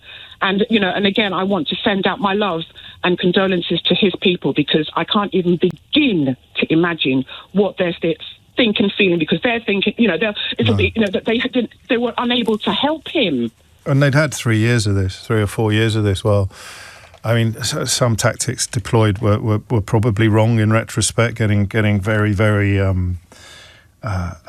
robust law firms involved to shut down journalism is something that is probably ill-advised, but it had been going on for 3 years, and I know that he'd been brought low on several occasions before, but of course you keep coming back to the fact that when the spotlight was shining on him, it found stuff that needed to be accounted for. It found stuff and that's why the story wouldn't go away, because once there is that blood in the water, I'd stop saying that. It's an inappropriate phrase. My apologies to anybody who's picked up on that. But once there was a sense of momentum had been gained and gathered, everybody started thinking, well, it's worth checking that out as well, and it's worth checking that out as well. And he was clearly, I prefer the word fabulist, he was clearly a fabulist, and it meant that people began to think that every single line of his CV was worthy of looking at. And guess what? They never did. They never reported any of the stuff that they found to be true. James O'Brien on LBC. It is 11:55. That number for the Samaritans, once again, is 116123. If you Google them, you can find other ways of getting in touch. It's a very tricky topic to discuss on the radio, not least when it is being brought into very stark perspective, very stark relief by the conduct of the media over the course of last week and the week before, particularly for me, and I'm just one pair of eyes, after he resigned, at which point I suppose there was a naive hope that the dial would be turned down, the scale of scrutiny would be turned down, which is why I find that article when he was teaching at Roehampton, which was a long time ago, I think. One newspaper, I genuinely forget which. I'm not keeping that out of the conversation. If you remind me, I'll tell you. But why would you run that? Why? And that's where the hand rubbing seemed to me to reach a whole new gear. We found an anonymous former student from a university that is not Cambridge to say he was a really bad teacher. Where are all the articles from people saying that he was wonderful and inspiring and brilliant at what he did? Because there are plenty of people who believe that. 11:56 is the time. And I'll read this as well because, we have a bond of trust. You and I, for the first time on a major subject, I feel so let down by you, James. You are making excuses for these vile racists. At the amount of white liars there are in the public eye who are not hounded is absolutely staggering. I'm so disappointed. I might change my mind. I'll tell you honestly. Can I tell you honestly? I don't want to be sitting here in a few days' time after somebody who's engaged in this disgusting behaviour has been hurt or who has hurt themselves. That's what I'm thinking. All right, up to and including the people who began this whole process. I don't want to be sitting here in 2 or 3 days' time hearing of another a tragedy or another offence and sitting here thinking, why did we have to put their name in the public sphere? It's a bit daft, isn't it? Because the names are already in the public sphere, and that's another reason why I'm not doing it today, because you know what's going on. You know. So that's my answer to your question, but your disappointment hurts me. I'm not going to lie, I don't want to disappoint anybody ever, which is a bit of a fool's errand, isn't it? Ben's in Streatham. Ben, what would you like to say? Hi, James. I'm 19, and for me, like, what's happened is, for me, like, the last straw for me when it comes to how the media has just treated and treats people in this country. As, like, you have journalists more concerned over the language used to describe conflicts than the actual deaths that take place in conflicts. You have poor Jason, who was just commodified. He was used to sell papers, and it's just really, frankly, depressing as a young person, seeing that this is how we treat one another. This is how our institutions treat us. And so it's tough. Where would you put the line, do you think? Because I can't just keep saying Glee every 20 minutes. Where would you put the line between appropriate and inappropriate? Because even by Jason's own account, he needed to be held accountable for some of the things that he had done and some of the things that he had said. So, at what point did it become either inappropriate or unconscionable or unbearable for you? I just think the way that it was reported just came across as being incredibly dehumanizing. Like, I wouldn't say there was a certain point. I feel like this was could have run for a couple days, if that. But, because of the way the media apparatus runs, I suppose, they pumped and pumped and pumped and pumped, and this is unfortunately what's happened. I mean, personally, it's like my personal opinion, but I couldn't care less if a university professor had plagiarized. I mean, I couldn't care less. For me, there are far more important things in this world. And I think for everybody, there are far more important things. Two things can be true at the same time. I'm sorry to sound glib. The idea that this would never have been a story is naive.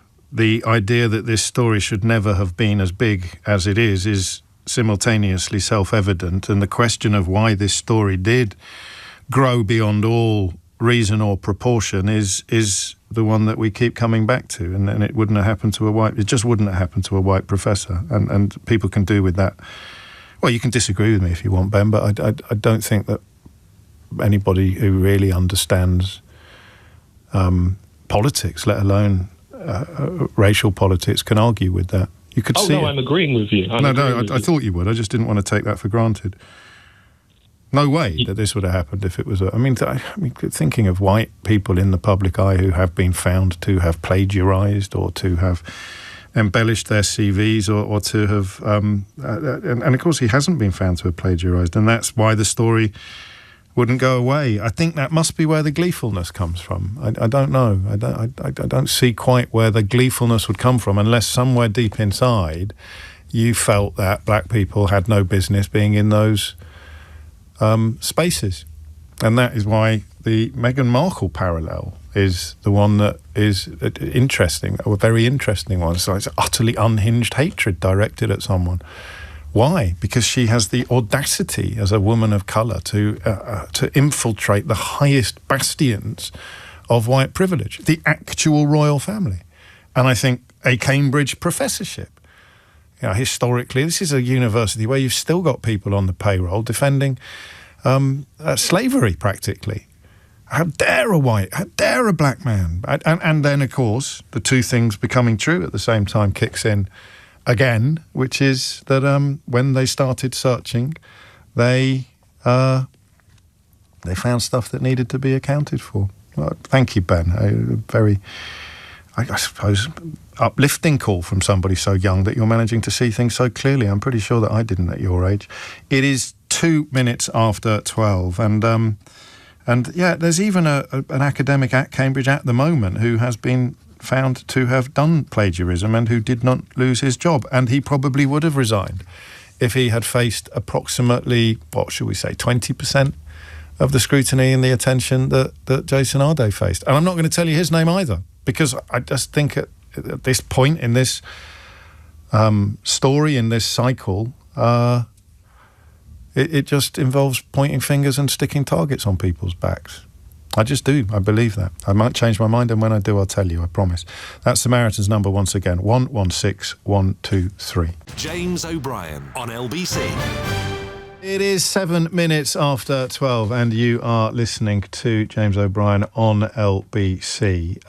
I sometimes feel like this, not very often, to be honest with you, but I don't feel that we can move on from the story that we're having. And I will comment upon the extraordinary silence or lack of coverage from people and places that last week couldn't get enough of Jason Arde's story, but who today seem to have forgotten that he ever existed at all. So which angle, even that word, feels a little bit inappropriate. I just want to hear more of your thoughts. You've probably heard too much of mine in the course of the last hour. So here is a story about a young man who was, by his own account, mute until the age of 11 or 12 and illiterate until the age of 18, who then embarked upon a frankly breathtaking a path of academic pursuits, culminating in becoming the youngest black professor in the history of Cambridge University.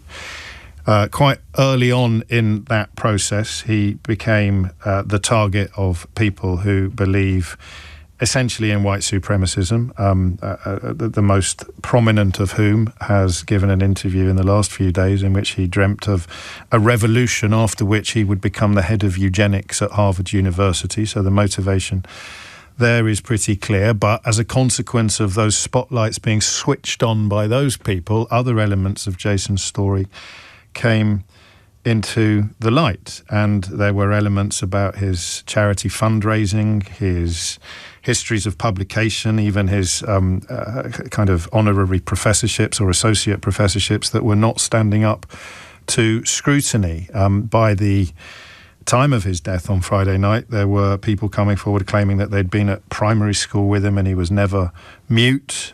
Still people coming forward to say the precise opposite.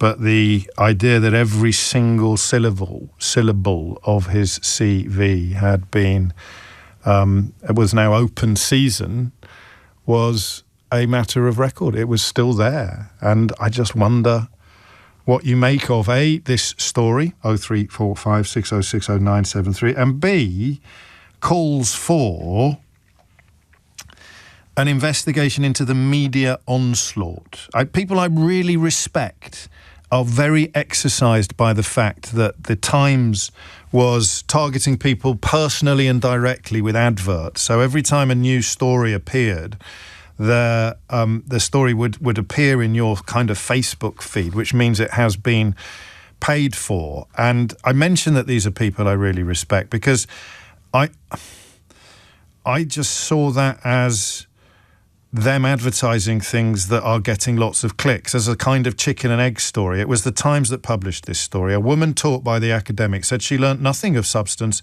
and was accused of white privilege when she challenged him. I guess white privilege is having those accusations put in the newspaper of record without having to put your name to them, or certainly there's a form of privilege there. Multiple ads sent to people, targeted and paid for, over the Jason Arday story with every element of it. And I should know more, actually, about how normal that is, but I don't really spend an awful lot of time in those spaces myself, and my own settings are designed to protect my own privacy, never mind my mental health. But so I didn't see any of that. But I presume that stories like that are always being put in front of you. The calculation of the algorithm is that because of things you've done in the last few weeks, you're going to love this story. So I don't know if that's proof of anything more sinister or more unpleasant. 03456060973 is the number you need to tell me that that this is a story that affects you because, or what it is that you've learnt from this. And for me, and possibly because of my own professional history, the wisdom or otherwise of an investigation into the media onslaught against Jason Arday. What would it do? Again, Simon Woolley speaking very powerfully to the media this weekend, saying it was a blood sport. This wonderful, big-hearted young man never stole a bag of crisps. He was only accused of plagiarism. Actually, he was found not culpable of plagiarism by John Moores University, and yet he was subject to the most horrendous, toxic, vicious wish hunt I would argue very few of us would withstand. And one of the things that I've been sent it involved an attempt to explain that the story got so big because it was all so funny. And that was written after he died. This is what I mean by gleefulness. What do you take away from this? 0345 6060 973 is the number you need. Jack's in Hackney. Jack, what do you reckon? Before I begin, I just want to say again, rest in peace to Jason Arday and condolences to his family who have obviously been having a rough time of things. Of course. I think I've got a few things in my mind that I thought are going to happen because of what's happened here. Firstly, I believe that whether good intentioned or not, universities are going to quietly step away from celebrating diversity under the understanding or quote-unquote lessons learned from what happened to Jason Arday. I feel quite conflicted about that because it feels like the people who sat there rubbing their hands with glee, absolutely happy, and for some of them who are still going after this man even after he has passed, I feel like it's just the biggest reminder of they win. I can't begin to also think about what it feels like for those teenagers who collected their A-level results and who are going to go to Cambridge. If you're one of these young black people who are going to be going to Cambridge to study at one of the most prestigious universities on earth, how can you feel safe? How can they safeguard you as a student when they didn't even have the wherewithal to safeguard Jason? And I think there are better ways. I think that if you're going to shove one of your academics out as this poster child, you have to have a far more sophisticated and far more dedicated safeguarding understanding of anti-black racism, as well as how to protect this man who had a disability. And as well, an angle which also I've not heard from certain ends of the media who often do talk about this is, I thought there was a male mental health crisis, but we were perfectly happy to dogpile this man into a condition that unfortunately has resulted in this. It's absolutely disgusting. I'll pick up on one thing you said, if I can. And again, I'm getting bored of hearing myself say two things can be true at the same time. But Jason's area of expertise was precisely the racism that you are talking about. And I mean, it can't. Cambridge should have been more conscious of it, and they should have had better safeguarding practices in place. But I wonder if there is some sort of investigation into their conduct, whether or not it will come back and say, well, why on earth would we be more mindful of our professors or our putative professor's own area of expertise? What are we going to be able to teach him about the things that you're talking about, Jack? Do you see what I mean? Yeah, but I would say to that, it's not about the administration at Cambridge can tell a sociological professor about the sociological what have yous of it. It's about an organization's legal responsibility to protect staff. And from some effect, Jason Arde may have been an expert in that field, but you also have to employ... Well, there's a difference between theory and practice as well, isn't there, for goodness sake? That's the most obvious thing. You can write 1,000 books about something, but it doesn't mean that you'll know how to cope when it happens to you. Yes, and he would have needed people maybe to have had him a little bit more press ready. And perhaps the people who were getting him press ready needed to be far more aware of, look, in this day and age, I have spoken to you, James, a fair number of times. And each time we keep walking further and further into this age of very sophisticated media attacks in racism towards black people. Look at what happens to all these black footballers every time they miss a penalty. Look at what happens, how, like, just...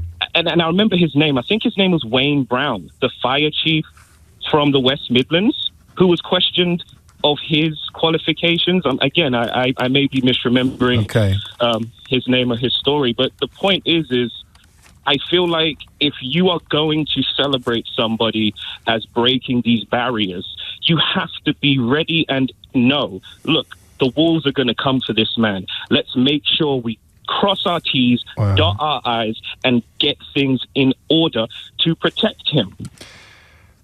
Yeah, I mean, I'm not going to suggest it's easy to say that now because you've been making this point and points alongside it for a long time, long before Jason Arde's story became the biggest story in town for the best part of a fortnight. And the football parallel works perfectly as well because Gareth Southgate has spoken at great length about the effort put into protecting these young men, these lads from what you're describing, rather than the previous eras and previous generations where you were supposed to just sort of deal with it or suck it up or move on or ignore it. You're reminding us that we shouldn't be teaching young people that, you know, there are some right old nasty so-and-sos in the world and that they are just a fact of life. You're going to have to live with them.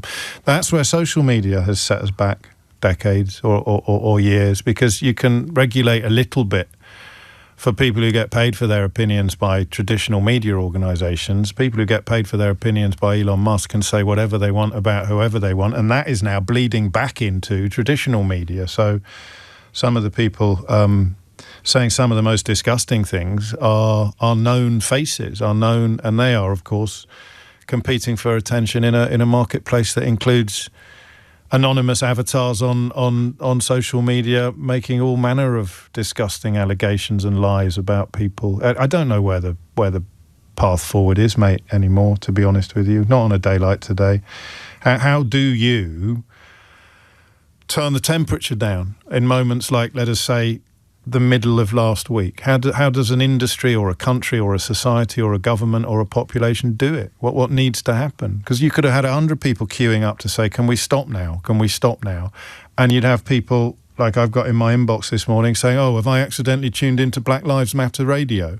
And you can ignore them and you can crack on anyway. But even if 1 million people had come forward last week and said, all right, let's just stop now, other people would have said, you can't stop the press doing what they want. It just wouldn't have stopped, Jack. It wouldn't have stopped. If everybody had come out last week and said, let's just stop now, it would not have stopped. No, and I saw a lot of black media people or black people on social media last week that were indeed saying that this is going to go too far. Myself as well. I had a comment and it just started blowing up yesterday with terms of likes and replies. Yeah. And it was from 5 days ago. And I said, they're not going to stop. And this is just how it goes. I think that we have to take, if there is something that can be done, I think, again, we start with asking questions, which is, okay, fine. The media are going to do what they do, but can we all just answer the question as to why the academics at his exact same university who have been found to have done the thing he was accused and found to have not done, why was there no publicity? Why do we have to implicitly allow for black academics to sit there with extra pressure on their back? I mean, could you imagine being a black academic and one of the things of your career is you're going to have to publish work that might bring something new or challenge an established idea? How, as an academic, can you fully do that with wholesale confidence if you know constantly that you are never going to not have twice as much pressure on you as your peers? It hinders academia. If a black person has an idea that is potentially groundbreaking and they say, I'm not going to really explore that, it's a little bit too much, I don't really want the hassle with it. I don't want the attention that will be brought down on me that would not be brought down on a white colleague making the same intervention. And the same for people. Are we sure? I mean, you're sure about that, aren't you? It's very hard to argue with you. Just this idea that if you have people, and I don't think anyone can argue with this, who think that men like you have no place in certain spaces. And if you are there, you're there on sufferance and you have to join in with, yes. You have to be like, if you were a member of an ethnic minority who joined a political party that is openly or avowedly racist, then you have to become like them. You have to start saying terrible things about other people of colour or other members of ethnic minorities. But if you're going to be true to yourself and you're going to be in that space, you're going to be pursued, you're going to be marked, you're going to be targeted. I got one final thing, I guess, I want to just throw out there, which is a lot of people were very questionable of how someone who struggled with reading and what have you, how could they have gotten so far? And as a black person, I just want to say, if Jason Arde had rapped, if he'd have been an MC and rapped his way into fame and fortune and national stardom, and then he said, I couldn't even read until such and such, I just question whether people would find it so fantastical that he could get a mastery of the English language and have wit, but rather he dared to step into a space, and sadly, I just feel that, the results speak for themselves. Thank you, Jack. Are you all right? Yeah. Stay safe. We're gonna. Thank you. 23 minutes after 12. James O'Brien on LBC. 24 minutes after 12. There's a real... what's the word that I'm looking for? There's a tension between two things in the correspondence that you're sending me today. And I don't think that the first element of it is evil or badly meant. When you say and you think it helps, everybody exaggerates their CV or everybody embellishes their CV, you make a valid point. But I hope this isn't an inappropriate thing to say, and please tell me if it is. If you start from the position that lots of people fib, lots of people exaggerate their CVs, the lesson you take away from Jason Arde's story, and indeed from the story that Jack just referred to a moment ago of the chief fire officer from the West Midlands, Wayne Brown, who was facing questions when he died about the MBA, the Masters of Business Administration, that he said he had, and that is a requirement for chief fire officers. I think it emerged that he'd started it but not finished it, and then apologised for putting it on his CV. If you're black and you achieve a position of prominence, your CV becomes a very different document from the CV of somebody who's white and who hasn't been completely honest. And listen, I wish that wasn't true, but it is. I know that it is, because you can think of prime ministers who got sacked from jobs for making up quotes and didn't even pause their progress, in the case of Boris Johnson, actually, onto the very newspaper that I think led the line on breaking the Jason Arde story. He got fired from the Times for making up quotes from his own godfather, and he got scooped up by the Daily Telegraph. So it wouldn't have mattered. He could resign or be fired from one job and just pop up in another. That wouldn't have happened to a black journalist, I don't think. I don't know that we'll ever be able to test that theory, but that's when people tell you that if you're black, you have to try twice as hard as a white person to achieve the same things. It's not just about effort and energy. It's also about, if you like, due diligence. It's this awful situation where it will be a much bigger news story if you're black than it will be if you're white. I'd love you to argue me out of that position because I don't like the picture that it paints of the country that I love. But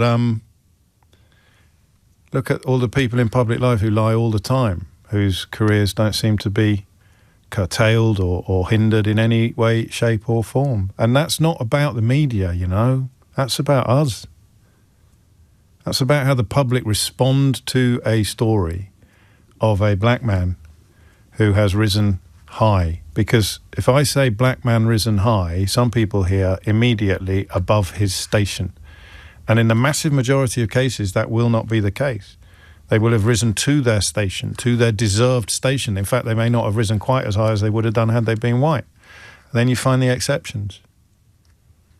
You find the exceptions, the people who have got questions that need answering on their CVs, the people who perhaps were used by an academic institution to prove their own credentials by promoting somebody without having done, as Jack in Hackney just brilliantly explained,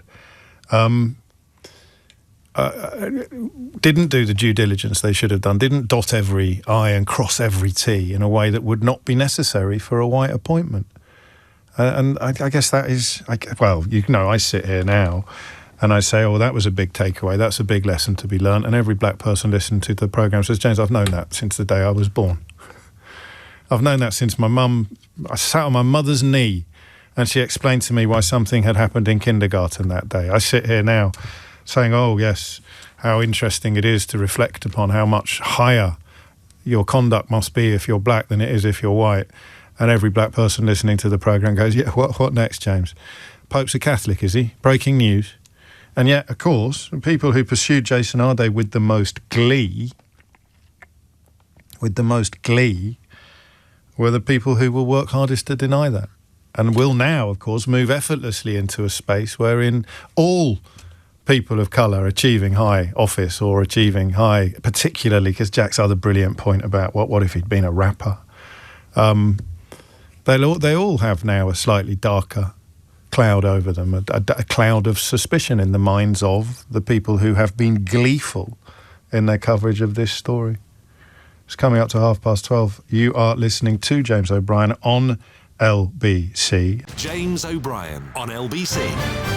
It's 32 minutes after 12. You're listening to James O'Brien on LBC, where we continue to talk about Jason Arde, who died or was found dead on Friday night, having faced, I think, an almost unprecedented scale of media attention for claims on his CV and in his life story.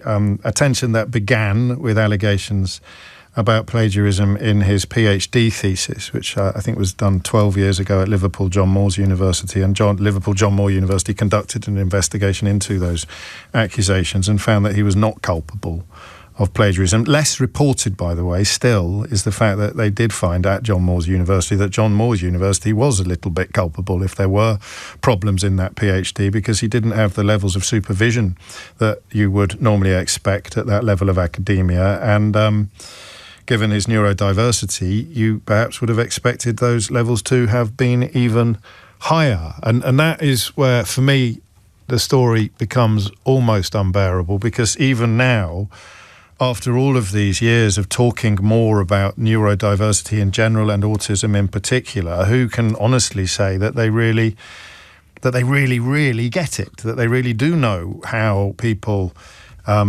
need to be treated if they are in those categories compared to how people who are not in those categories be treated. Sir Simon Baron-Cohen, who's a world authority on autism and was a friend and former colleague of Jason Arday's, is someone whose words I would really recommend you read. And he wants an investigation to go ahead into how he was appointed and how he conducted himself while teaching at the university. So again, I'm sorry sometimes when I say a million things. I say the same thing a million times. Lots of things can be true at the same time. And that is... well, there's a reason why you've heard me say that about 30 times today. Margaret's in Hammersmith. Margaret, what would you like to say? Thank you, James. Thank you for taking my call. I think first I just want to send my deepest sympathy to Professor Ardade and his family and friends. I mean, it is a real tragedy, not just for the black community, but for everybody. I had the pleasure of meeting him once when he facilitated a workshop on the future of education and AI. And I think he came across as a kind and really thoughtful and gentle man. But today I feel very angry, upset and sad. And that's for a number of reasons. I think I'm really quite pleased that somebody had raised the point about how I personally felt a bit disappointed, dismayed in you. And I'm glad that somebody's raised that, but that's not the main thrust of what I want to say. Okay. I think it's really about the message. For me, it's the message that it sends, which I just heard the last caller pick up, sends to young black people across the UK. I think it sends a message. My grandson is 16, awaiting his GCSE results, and one of his goals has been Cambridge or Oxford, and Cambridge first. So I'm not quite sure why, but Cambridge first. And I think the message from me to him is very different today, following what's happened. Oh no, really? I think, as in, be careful, or maybe. Or let's think broader. Limit your expectations a bit, or review your expectations. Yeah, is this a place that deserves you? Is this the place that to an aspiring young and 41-year-old man? Yeah. But that's another point. But also, I think there's this issue about this acknowledgement about, or confusion of whether there is an issue about race. Yeah. It's blatantly obvious. Well, there's no issue here, Margaret. No, not here. I'm saying generally, where people are still questioning the issue. Well, racists always argue that this isn't about race, don't they? Yes, but race is always in the room. And the fact that it can be brought up again and it is not given short shrift is of concern to me. I mean, the fact that the person who's been the main architect or the driving architect or the initial architect of this has been somebody who is well documented, has been having his own contract terminated by Cambridge, and is a leading light. I don't know whether anybody's seen. There's a reel with him and Dr. David Scarcey talking about their pleasure in what they've done to DEI. I think that was before Jason died, wasn't it? No, they're both on there talking. No, I know, but it was about the resignation and the disgracing of Jason. They were talking. They weren't reveling in his actual death. No, but they're reveling. I just need to be that clear because not everybody's seen it, Margaret. To be honest, I haven't, but I just double. Yeah. I was going to clarify that. But the point is that one of the main leaders, it comes from that ilk and that mentality. He has nothing good, and therefore I think the context matters. The fact that he was a significant driver of his views around DEI, and then dismissed from Cambridge, and then attacks a black appointed professor is not a surprise. No. But that's another point. But you talk quite a lot about gleefulness. Yes. And I want to suggest that parts of the media have pursued this story with gleefulness, and therefore that gleefulness, and therefore they bear some responsibility for the climate that's been created around this. And it's not an option that we shouldn't. Anybody else's names have been mentioned. Those journalists from the Times, the Mail, the Spectator, all of them have a role to play, have a responsibility for what's happened and for the debate that we're all having now. And lastly, I just want to touch on one. I think I will agree with you by the end of the week. And I'm glad to see you're shifting, because I think you're one of the few people I listen to, and I always found you. When you do what I do, it turns into a game of tennis. So I list the names now, and then they all attack me, and then I attack them back, and they all attack me. And does it really help anybody in the great scheme of things? I think it's a fairer playing field. Okay. It broadens the debate and discussion about the roles of the press. Well, who do you think's been particularly disgusting? I think you're splitting hairs. All right. No, fine. Well, listen, I reserve the right. I'll tell you what I'll do. I'll thank you for that. And I don't... Just to clarify one thing, I think you might have misunderstood me slightly, and if you have, then I suspect lots of people have. Not for a minute suggesting that the press haven't played a part in what's happened to Jason. I'm just saying that with regard to broadcasting in the context of suspected suicides, even the Samaritans advise very strongly against attributing it to a single thing, because it's reductivist and often wrong and of course dangerous. So that's the only thing I'm being cautious of, Margaret. I want you to know that on a personal, never mind a professional level, as I don't want to indulge in things that the Samaritans advise against when it comes to discussing some of these issues. But I don't think that the British media, both print and broadcast, has ever been more gleeful in its pursuit of somebody than I saw in this case, even more so than with Caroline Flack or maybe Meghan Markle, actually, but I guess she has much stronger support structures around her. Yeah, and one final point I want to make. All the points you want. About public interest. I mean, public interest is about reviewing and exposing wrongdoing, but it's also about protecting the public and holding power to account. But what's it's been used in this context is about humiliation. The task has been to humiliate him, and it's been disproportionate. I mean, I think it's been said by others. Proportionate to what it is alleged he's done. And even where it's been said that he has had, I mean, like anybody who's done a degree or a master's, they will know we've all got citings wrong and put in the wrong page and not put them in text and out of text. And all of those things may be true. But to this degree, to this extent, and what does it say about our society that when somebody makes a mistake or somebody generally has done something incorrectly, is that the way we address it? What's the message there? Where's the kindness in the world? Well, there isn't any. You know something? It takes one person's sacrifice for us to stop. What will happen over the next few weeks? There'll be a silencing of all of those organisations and people that made those statements. There'll be a disappearing. And this time next week, 2 weeks' time, we won't talk about it. We'll forget it. And it's how do we keep that in mind? And I want to say one final thing. There is a vigil for him in Leicester Square. And I think... Is it Leicester or Trafalgar? Their respect, their support, their commitment to the family, and they're interested. It's a way of saying to the wider society... I think it's Trafalgar Square.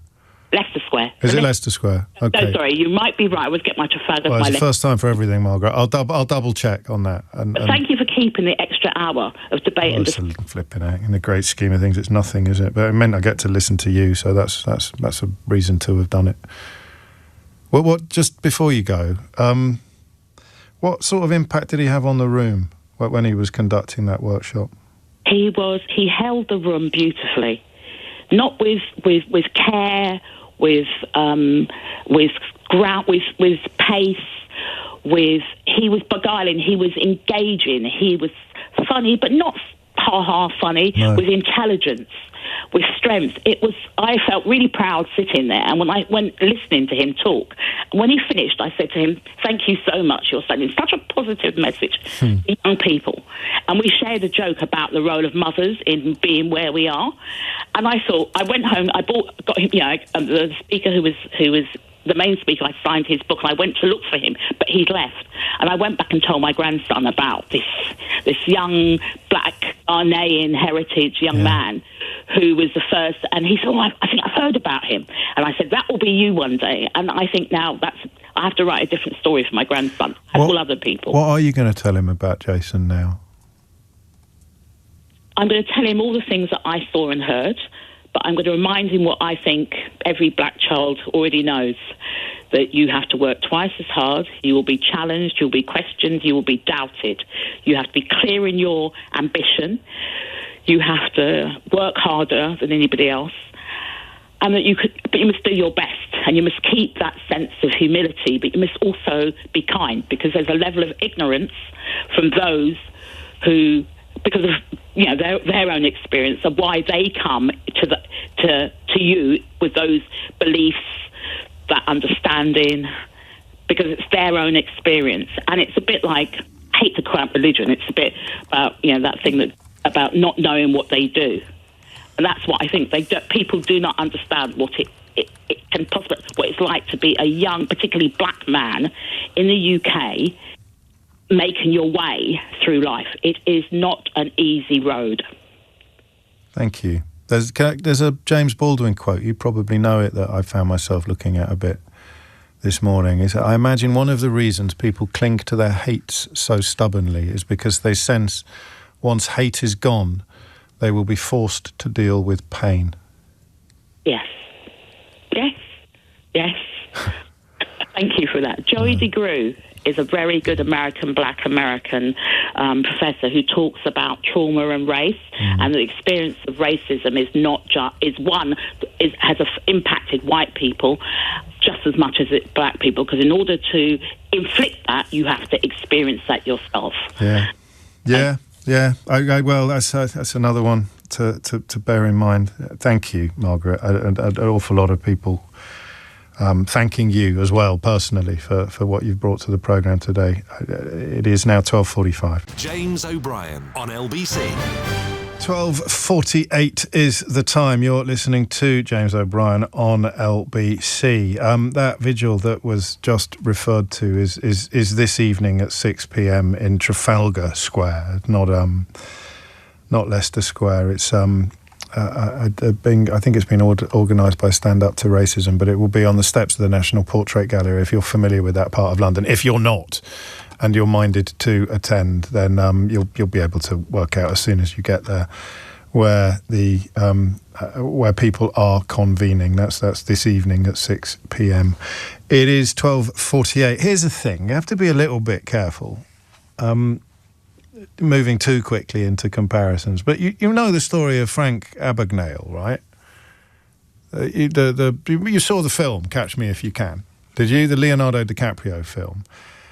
He was, an absolutely extraordinary liar, con man, whatever you want to call it. It's interesting that Simon Woolley said about Jason that he never stole a bag of crisps. This guy forged millions in checks. As a teenager, he pretended to be a pilot. He pretended to be a doctor. He lied to become, about being a pilot, a doctor, a legal prosecutor. Even when the semi-autobiographical book was published, there were heavily disputed claims in it that many people have questioned subsequently. So he may even have been lying about lying. And you know what happened to him? They made a film about him starring Leonardo DiCaprio. But hey, you keep sending me texts saying it's got nothing to do with racism. Dean's in Newcastle. Dean, what would you like to say? Good afternoon, James. Thanks for taking my call. Hello, Dean. James, do you mind if I read out something? I wrote something in memory of Jason Arday. Do you mind if I read it out? No, of course not. Okay, so I only met Professor Jason Arday once. It was last year when he visited Newcastle University for an event titled Science of the Times. I attended alone and sat amongst a packed auditorium in the Herschel building. In recent years, I've come to admire the world of academia, particularly when I encounter black academics. I appreciate the barriers they have had to overcome and continue to face while navigating the overwhelmingly white spaces that still exist within academia. What struck me about Professor Arday was his extraordinary ability to communicate with such a vast and diverse audience, people of different ages, backgrounds, ethnicities, and yet somehow make you feel as though he was speaking directly to you. His delivery was warm, his presence was comforting, his intellect was undeniable, and his style was uniquely his own. No suit, no tie, no waistcoat, just a clean blue Adidas tracksuit. Before leaving, I felt compelled to thank him personally. I told him how elated, empowered, and proud I felt. He had made me feel proud to be sitting there, absorbing his words while surrounded by a predominantly white audience. His talent was rare. His talent deserved to be celebrated. Instead, what followed was something that felt like a media lynching. And I have to ask, are we perfect? Of course not. Have we lied, embellished, exaggerated, or made mistakes? I certainly have. So when did every mistake, every imperfection, every failure suddenly become a matter of public interest? I'll tell you when. When you're black and excellent. Because too often, the moment when a black person reaches a position of prominence, the microscope comes out, the scrutiny intensifies, the mistakes become headlines, the humanity disappears. And when the opportunity comes to tear you down, they won't hesitate. The most painful part is that from the outside, it felt as though his vulnerability was known, yet the pile-on continued regardless. I will remember Jason Arday for the man I encountered that day, warm, intelligent, charismatic, inspirational, and unapologetically himself. For those few hours, he made a stranger sitting in a crowded, predominantly white auditorium feel seen, empowered, and proud. That is the Jason Arday I choose to remember. Rest in eternal peace, Professor Arday. My thoughts are with you, your family, your loved ones, your friends. You deserve better. That was my piece. I know it was. Sorry, I'm lost for words. It's a bit of an occupational hazard in my job, Dean. Did you James? Did you do anything with the things he taught you that day? What did you take away from? I took away his confidence. I took away his teachings. I mean, I'm not diagnosed autistic. However, you know, with my type of learning, I'm the type of guy that if I learn by having to repeat reading. Like it could be one page, and for it to stick in my head, I'll need to read it 10 times. So I would say that I've got, I don't know if it's delayed learning. However, I know that it takes much more effort for me to learn and to retain information. And for the way that Professor Arday presented himself and spoke with clarity and confidence, for me, that's a massive deal for me, because in recent years, I have done public speaking. I would still say that I'm a novice at it. However, I have improved, and I have since performed a talk after Jason Arday's, or my experience with Jason Arday, and I took the way that he presented himself, I took that on board, and I tried to, if anything, imitate that, especially his calmness and the way that he can connect with the audience, you know, not looking down at the at my paper or my notes, and, you know, lifting my head up and looking left to right and engaging and looking into people's eyes, and, you know, just getting that general feel from the crowd. That for me was empowering. Blimey. You know what that is, don't you? Go ahead. That's a legacy, Dean. Yeah, I would say, absolutely. You know, and it really affected me, James. I'm not going to lie. I mean, on Friday night, I was actually having a really good evening. I was socialising, and then, as you do, you look at your phone, and then you see the news, and the rest of my evening, it was damage control. And then the following day, as I do, I go to the gym in the morning, and when I go to the gym, you know, I put on my tunes. Sometimes I could be putting on some R&B, some soul, some easygoing music, you know, because a lot of the time people expect you to be having some hard hip-hop or some hard rock and roll or whatnot.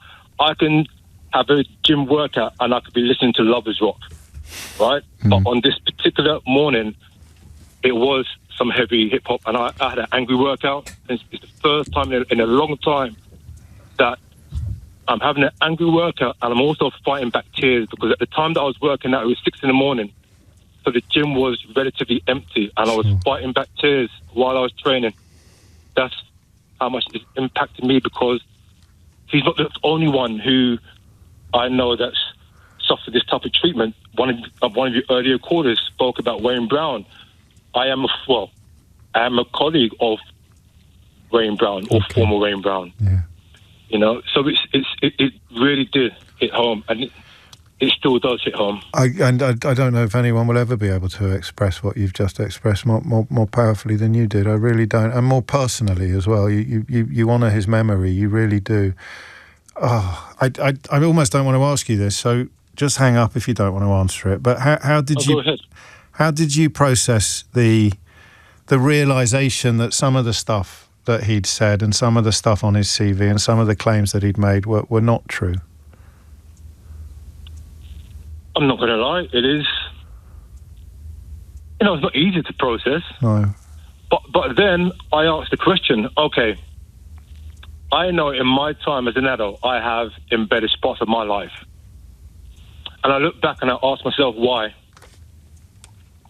There's been times I wanted to fit in. Gosh. There have been times that I thought that I'm not enough. No, you know, you can have pathological liars who just lie as a hobby. But I don't think anybody's asked the question as to why or what made Jason, you know, say certain parts of his life that he accomplished this or he accomplished that. We all know that he had autism. Yeah. I can't tell you how severe that was. I don't know him personally. I've only met him the once. Sure. But why have I chose in the past to embellish parts of my life or to add that extra detail that didn't quite actually happen? Why? Because I recognized that I wanted to fit in. You know, so I don't think it's just straightforward. He said this, he said that. That wasn't true, or that wasn't entirely correct, or whatnot. I think we need to be asking the questions. Where was he mentally? Because quite clearly, we all know that Jason Arday was a vulnerable young man, and I just feel that not the right questions or the right question has been asked.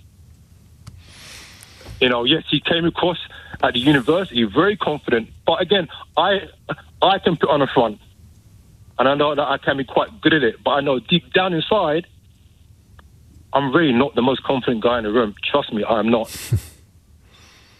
Well, I'm glad but I know that I can put on a front. Sure. That's incredible, seriously, and I'm very grateful to you personally, as well as on behalf of all my listeners. It is coming up. I mean, you do his memory proud.